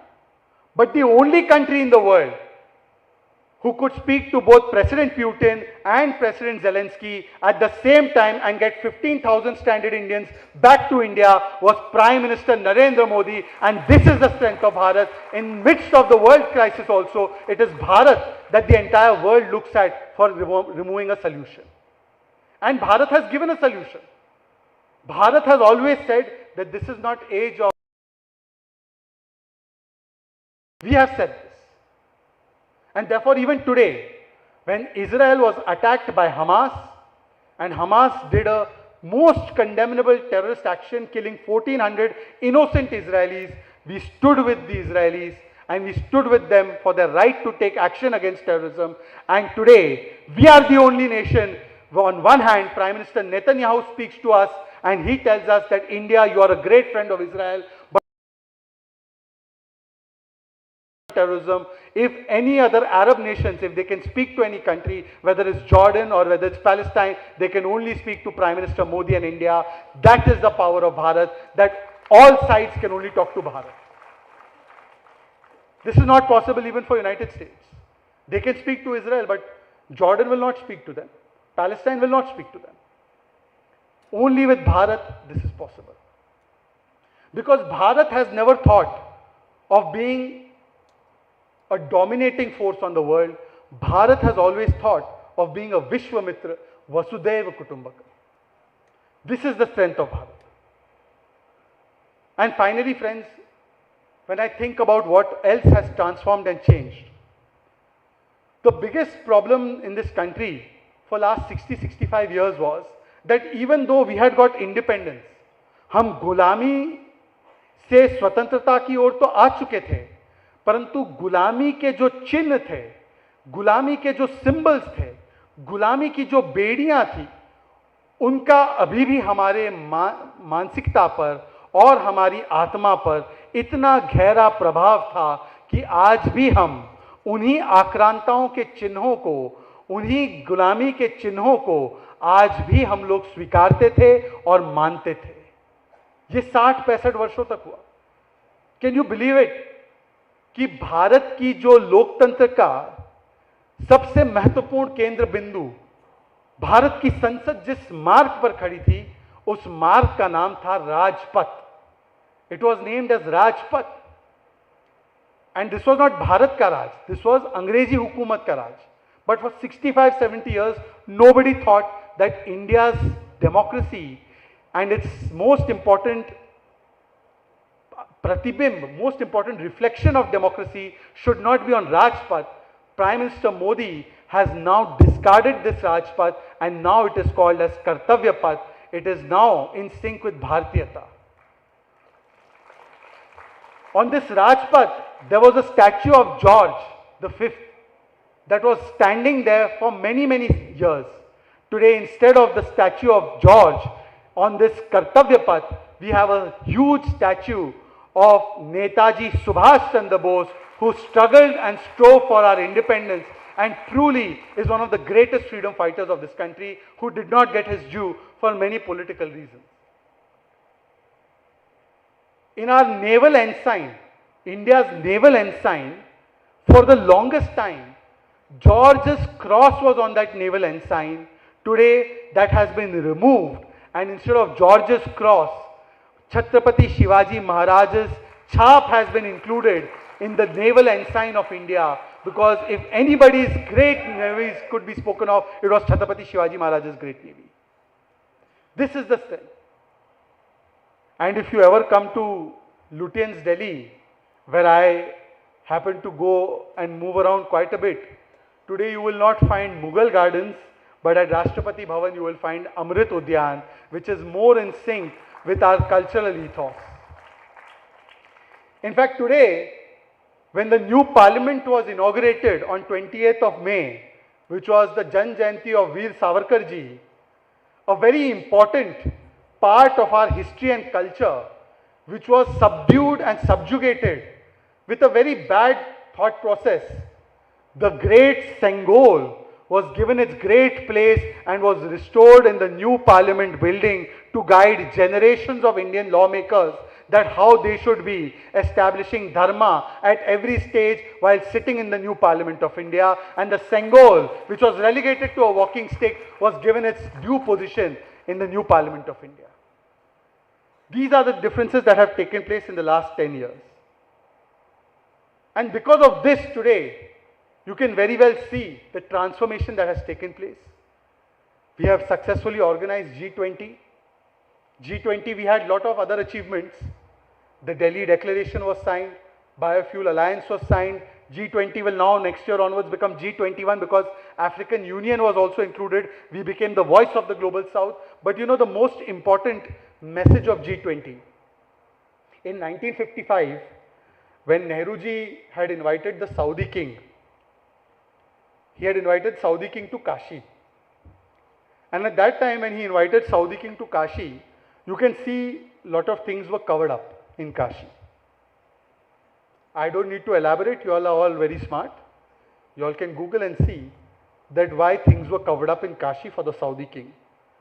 Today when we organized the G20 and Prime Minister Modi was standing and welcoming one after the other guests who were coming to meet him and then go inside for the meeting, the backdrop which was there behind Prime Minister Modi, when he welcomed Joe Biden, when he welcomed Foreign Minister of Russia Lavrov, when he welcomed Rishi Sunak, or when he welcomed Saudi Prince Salman, the backdrop was Konak Ka Kal Chakra. And this Konak Ka Kal Chakra, this Konak Ka time wheel, it does not represent just our virasat. It does not represent just our Vishwas, Hindu Sanskriti, Sanatan Sanskriti. That it represents, of course, and we are very proud of it.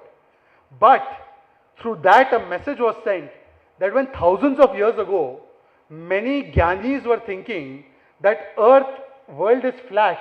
At that time it was our sadhu sons who using the Konak wheel chakra were seeing position of sun and moon and were determining the time of the day at the sight of sun and moon through Konak wheel. And when Konak wheel was being shown by Prime Minister Modi to Saudi Prince, to Joe Biden, at that time, ISRO was sending Aditya L1 to observe the sun, and it was making successful landing on Chandrama through Chandrayaan 3, and it was being called the Shiv Shakti point. So you see, it was not just a picture of our Vishwas, it was not just a picture of our Virasat, it was actually a mixture of our Virasat with our Vigyan, which both come from our Virasat. This is the messaging that was given through the G20 summit. Even outside the Bharat Mandapam, do you know what was outside Bharat Mandapam? Does anybody remember what was there outside Bharat Mandapam? It is very close to you all.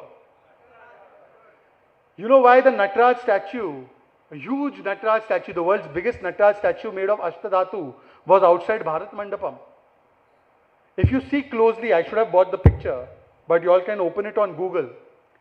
If you see the Nataraj statue, Nataraj ji has two right hands, two left hands. His right leg is on the Asur. It means that he has conquered all the urges, all the demonic urges. In the right hand, there is upper right hand, there is Damru. It is shaped like an hourglass. It represents the constancy of time. In the right lower hand, it is in Abhay Mudra. The left upper hand, there is fire.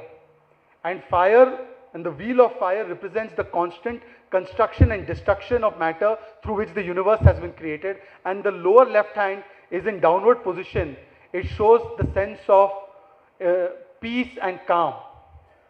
And this same statue that is there outside Bharat Mandapam is also there outside the CERN laboratory where subatomic particle research is being done, because even the biggest and most advanced minds of the world have thought that 5,000 years ago, if anybody spoke about the creation and destruction of the universe, it was the Bharatiya Virasat and Bharatiya Vigyan, which is reflected in this statue of Nataraj.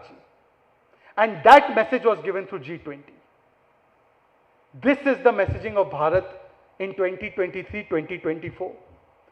This is the Vikas, Vigyan and Vishwas, the three V's that we have achieved in the last 9 to 10 years.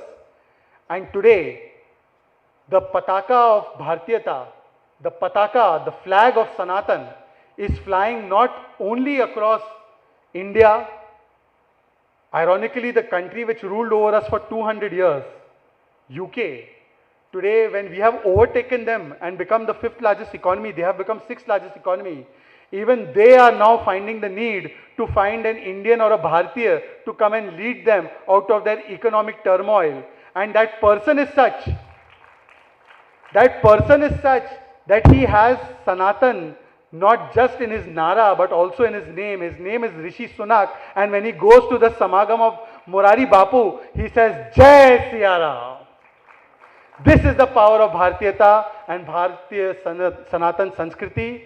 Many people are coming together, many alliances are being formed, many people are worried about this, but one transformation I can tell you that has taken place in the last 9 years, that till 2012, 2013, those who were saying Rome, Rome and were denying existence of Prabhu Shri Ram, today in 2023-24, when the flag of Sanatan is in UK and it is on Chandrama, those Rome, Rome करने वाले लोग आज राम राम करने पर उतर आए हैं. कभी उनकी तस्वीर नर्मदा माँ की आरती उतारते हुए कहीं और दिखाई देती है. तो ये भारत की ताकत है जो बड़ी है, ये सनातन की ताकत है जो बड़ी है, और ये पिछले 9 वर्षों में हुआ है. Thank you very much for giving me this opportunity in Mangaluru to explain the journey, the decade of transformation in the last 10 years. Thank you very much. Jai Hind, Jai Bharat, Bharat Mata ki, Bharat Mata ki. Thank you.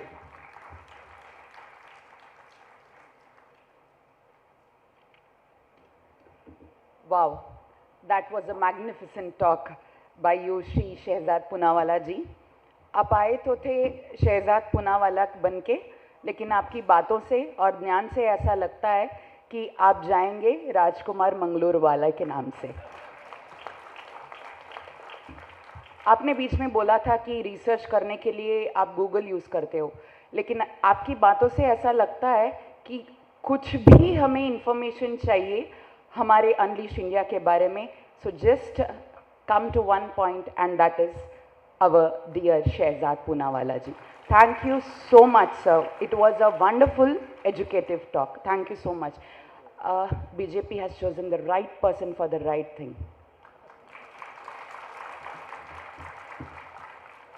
Asking questions is the first way to begin change. So let's begin the question and answer session. You people might have already seen, and it was announced earlier itself, that the WhatsApp number which is popped on the screen, you were supposed to post your questions on that along with your names. Even if you have any, you can post now, but we are running out of time. So due to time restrictions, we are selecting very few questions. The ones which have already come will be answered by sir.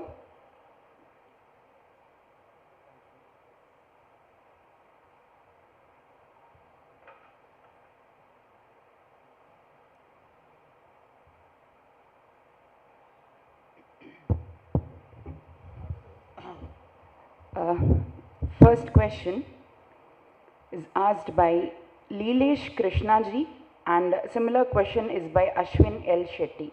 Can we have them? Could you please stand from the audience there?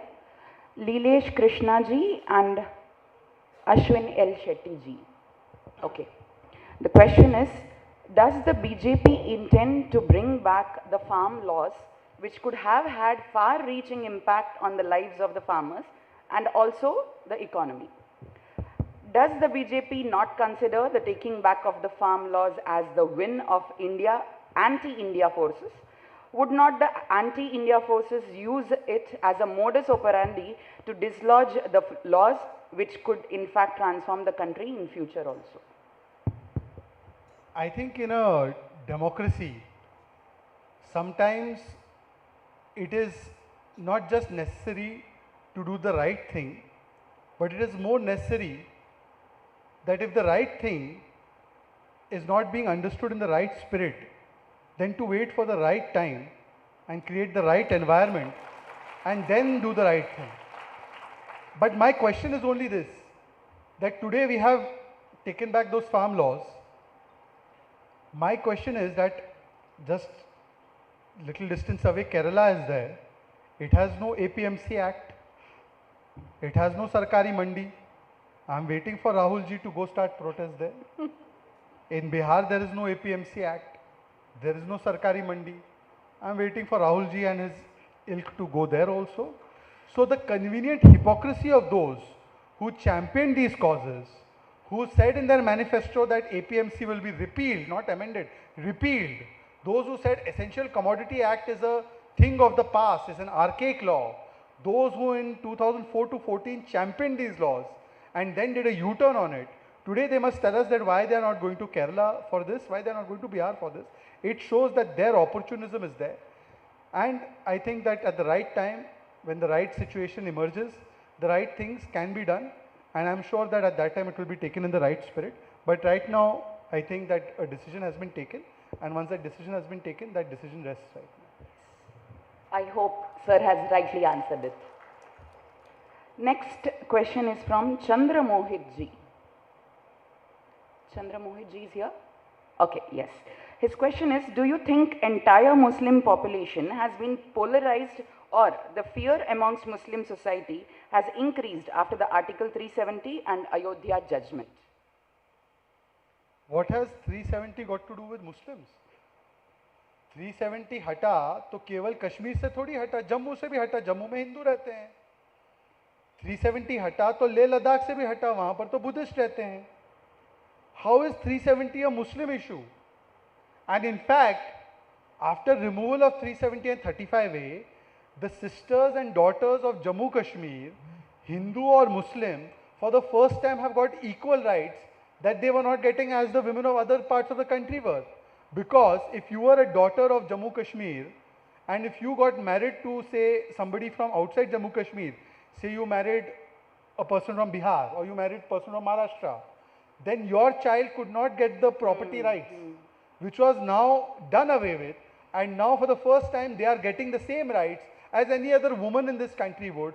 So they should be supporting, because this is the best cause for Muslim women in the country, in Jammu Kashmir. And thirdly, those who are saying always about Dalit Lives Matter, for the first time, after removal of 370 and 35A, Valmiki Samaj of Jammu Kashmir will get the right to vote in the assembly election. So those who are saying Dalit Lives Matter, should they not be supporting Article 370's abrogation, 35A's abrogation, rather than making it a communal issue? And as far as your second question was about the Ayodhya judgment. Ayodhya judgment is a judgment that was given by the Supreme Court. And the Supreme Court has said, in very categorical terms, that that is the Janbhumi of Prabhu Shri Ram, that there should have always been a mandir there, and that was the area which was destroyed by the invaders, and those who made a masjid there, so-called masjid there, a disputed structure there, that structure actually has no legitimacy in Islam, because Islam is very clear that you cannot break somebody else's worship place and create a masjid. Yes. So then, from the Islamic point of view also, it was not right. And I don't know what connection that anybody can feel through to Babur, who was an invader. So from both points of view, and when Supreme Court has given a decision in this regard, why not accept the Supreme Court decision? It is not those people in the Muslim community who are affected. Actually, those who do politics in the name of Muslim people or in Muslim vote bank's name, they are the ones who are affected, and they are the ones who are reacting. Muslim community has no problem. Muslim community is very happy that this issue has now been solved. It has been solved judiciously. It has been solved without a drop of blood being spilled, and it has been done in a most peaceful manner. And today, when Ayodhya ji is being developed, when a huge mandir of Prabhu Shri Ram is coming up, 22nd January Pran Pratishtha will take place. Now Ayodhya is seeing international airport, Ayodhya is seeing development of tourism, Ayodhya is seeing development. Who is it going to benefit? Are all the people in Ayodhya who are providing the peripheral services to the people, lakhs of people who will come there to visit Ram Janbhoomi and to go to Ram Mandir, are they only going to be Hindus? Not at all. Are Muslims not going to benefit? So in fact, the development of Ayodhya ji after the verdict of Ram Janbhoomi and Ram Mandir is the most beneficial verdict, and therefore Muslims are celebrating, but those who are doing politics in the name of Muslims, they are crying because they have lost a very important issue to polarize the Muslim community. So today they have found a new issue. They are nowadays standing in support of Hamas. अब वो vote bank की ऐसी प्यारा लगे इनको Hamas. Okay, another question by Govind Rai Prabhuji. Okay. वैसे ये एक बात और भी कह दूं कि एक राम मंदिर तो अयोध्या में बन चुका है, यहाँ पे एक राम नगर भी है, वहाँ पे भी एक भव्य राम मंदिर अयोध्या की तर्ज पर बनाना, ये हमारे सनातनियों का, हमारी हिंदू संस्कृति का एक संकल्प है, और मुझे लगता है कि बहुत जल्द वो संकल्प भी पूरा करना है. Yes, a question by Govind Rai sir is, voters across Karnataka state voted for guarantees and brought Congress government in the state. That shows people are selfish and not bothered about the nation's development, except in Dakshin Kannada. This model is now spreading to other states. What steps central government has taken to stop this? Because in long run, free buys will bring the nation down. First of all, if you analyze the entire elections of Karnataka, even though one admits that BJP has lost the election, but BJP's vote share was the same as its vote share last time. In fact, this is one of our highest vote shares ever since we have become a political force to reckon with in Karnataka. So we have not lost any vote. Why did the Congress win this election? Many people think, oh, ये guarantee दे दिया, guarantee के लिए vote मिल गया. We have also seen that there was another politics of cap, not the original cap I spoke of. That's corruption, appeasement, and parivarvad. There's another cap that was doing the rounds here. ये politics of cap था, competitive appeasement politics. आप फिर से वो गलत टोपी मत समझना. और ये कैप पॉलिटिक्स के चक्कर में what was agenda of Congress? हम बजरंग दल को बैन कर देंगे. देन रहमान खान सेड कि जो बजरंग बली की जय बोलता है डरावना नारा है. देन समबडी सेड हिजाब नहीं पहनोगे तो रेप हो जाता है. Then somebody has come and said that look we will give religious reservation which BJP had done away with because it was against what Ambedkar ji proposed and it was against constitution. Then somebody came and said that we will ensure that anti-cow slaughter law is revoked. We will come and we will ensure that anti-conversion law is revoked. These were the issues that were taken up by Congress, and Congress very surreptitiously spread this agenda, and it has been confirmed not by me, it has been confirmed by Zamir, who is a minister now in this government. He has gone and said this in Rajasthan. He said अभी record मत करना ये बात, मैं आपको बता रहा हूँ, हमने सभी जगहों पर बात कर ली, हमने सभी मौलवी इमाम सभी मस्जिदों को इकट्ठा कर लिया है और हम एक साथ हो जाएंगे. This is the cap politics, competitive appeasement politics, which was done because of which the multiple claimants for one vote bank, one of them got 0 seats and the entire vote bank was transferred en masse to Congress party, and Congress party managed to go ahead of BJP and won the election. It was not because of any guarantee, because Congress means dhoke ki guarantee. Congress means Kangali ki guarantee. After they gave guarantee to people of Karnataka, milk prices have increased in Karnataka. Electricity tariff was increased for Bescom. Electricity tariff was increased for non-Bescom consumers also. Mr. Shiv Kumar, CM in waiting, like PM in waiting, there's CM in waiting. Mr. CM in waiting said that 1 year don't come to me for development projects. नहीं है पैसा, खत्म हो गया सब पैसा. And what are they doing about other things they had promised? So this is the guarantee model of Congress. In Himachal Pradesh, they said 1500 rupees to every woman. I have asked in Himachal Pradesh which women have got 1500 rupees. No answer. They said we will do OPS. 15,000 workers in Himachal Pradesh of the government servants, they did not get their salary on time. In Himachal Pradesh, they have increased diesel prices, VAT, they have increased on diesel by 6 rupees.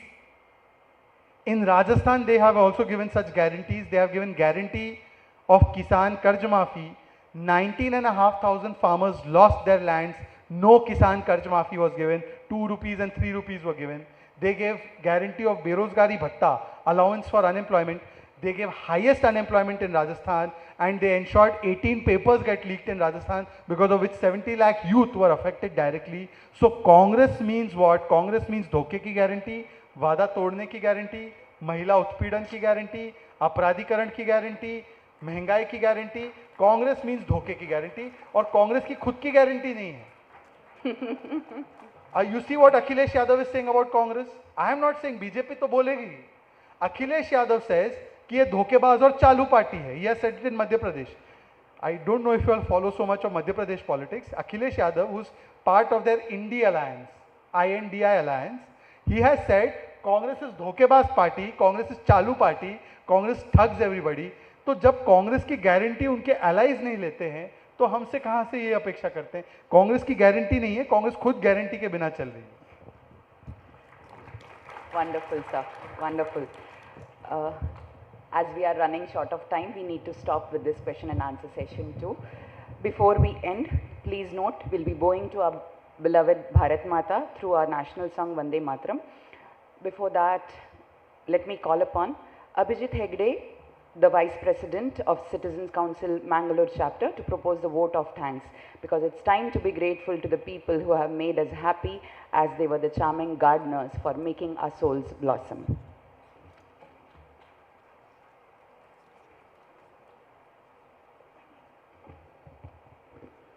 Good evening, everyone. On behalf of the Citizens Council Chapter Mangalore, I would like to extend our heartfelt gratitude and deepest appreciation to the esteemed Speaker Shehzad Poonawalla ji for the energetic and enlightening talk. Sir, your insights on the significant changes and developments that has shaped Indian trajectory in the last decade was really very significant. Thank you very much, sir. I would like to ask Madam Rama Rao to hand over a memento on behalf of the citizens of Mangalore to our esteemed guest.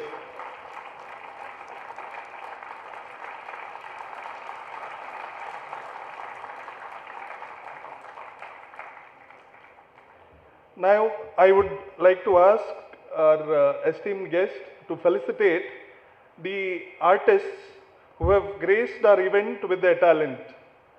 I would like to ask Mrinal Bhatt to come on stage, please.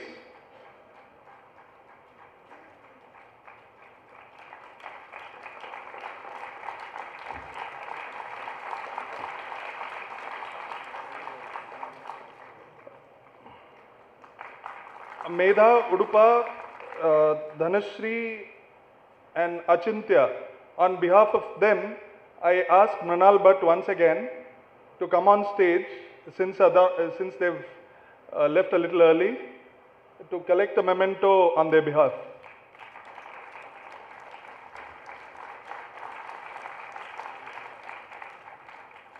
I would like to thank the management of Town Hall, Tarjini and Devraj Sounds, the media and the press for having been instrumental in the coverage about this program. Heartfelt thanks to Madam Akshita Shenoy for contributing to the seamless flow of the event. Thank you once again. Dhanyavad everyone.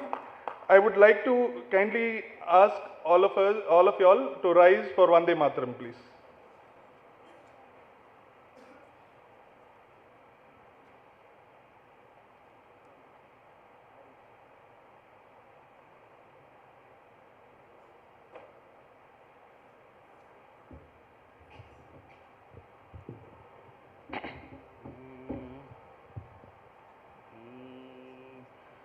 Vande Mataram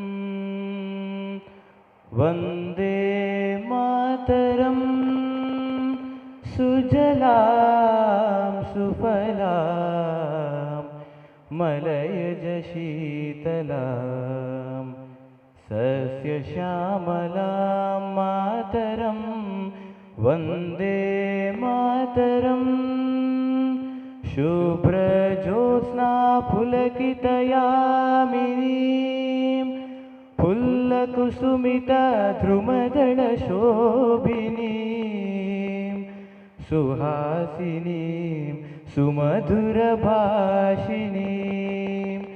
सुखदां वरदां मातरं वन्दे मातरम् कोटि कोटि कंठ कल कल निनाद कराले कोटि कोटि भुजै धृत कर करवाले अभलां केनुमाय तो बोले बहुबलधारिणीं नमामि तारिणीं रिपुदलवारिणीं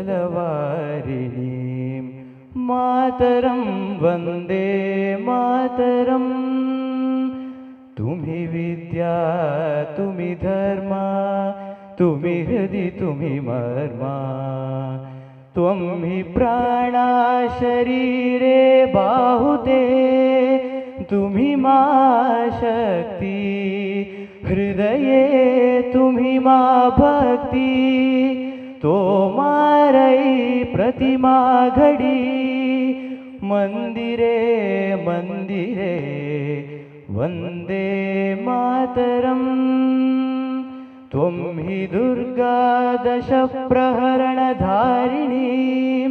कमलां कमलतलविहारिणीं वाणी विद्यादायिनीं नमामि त्वां नमामि कमलाम् अमलामतुलां सुजलां सुफलां मातरं वन्दे मातरम् श्यामलां सरलां सुष्मितां भूषितां धरणीं भरणीं मातरं वन्दे मातरं वन्दे मातरम्। जय।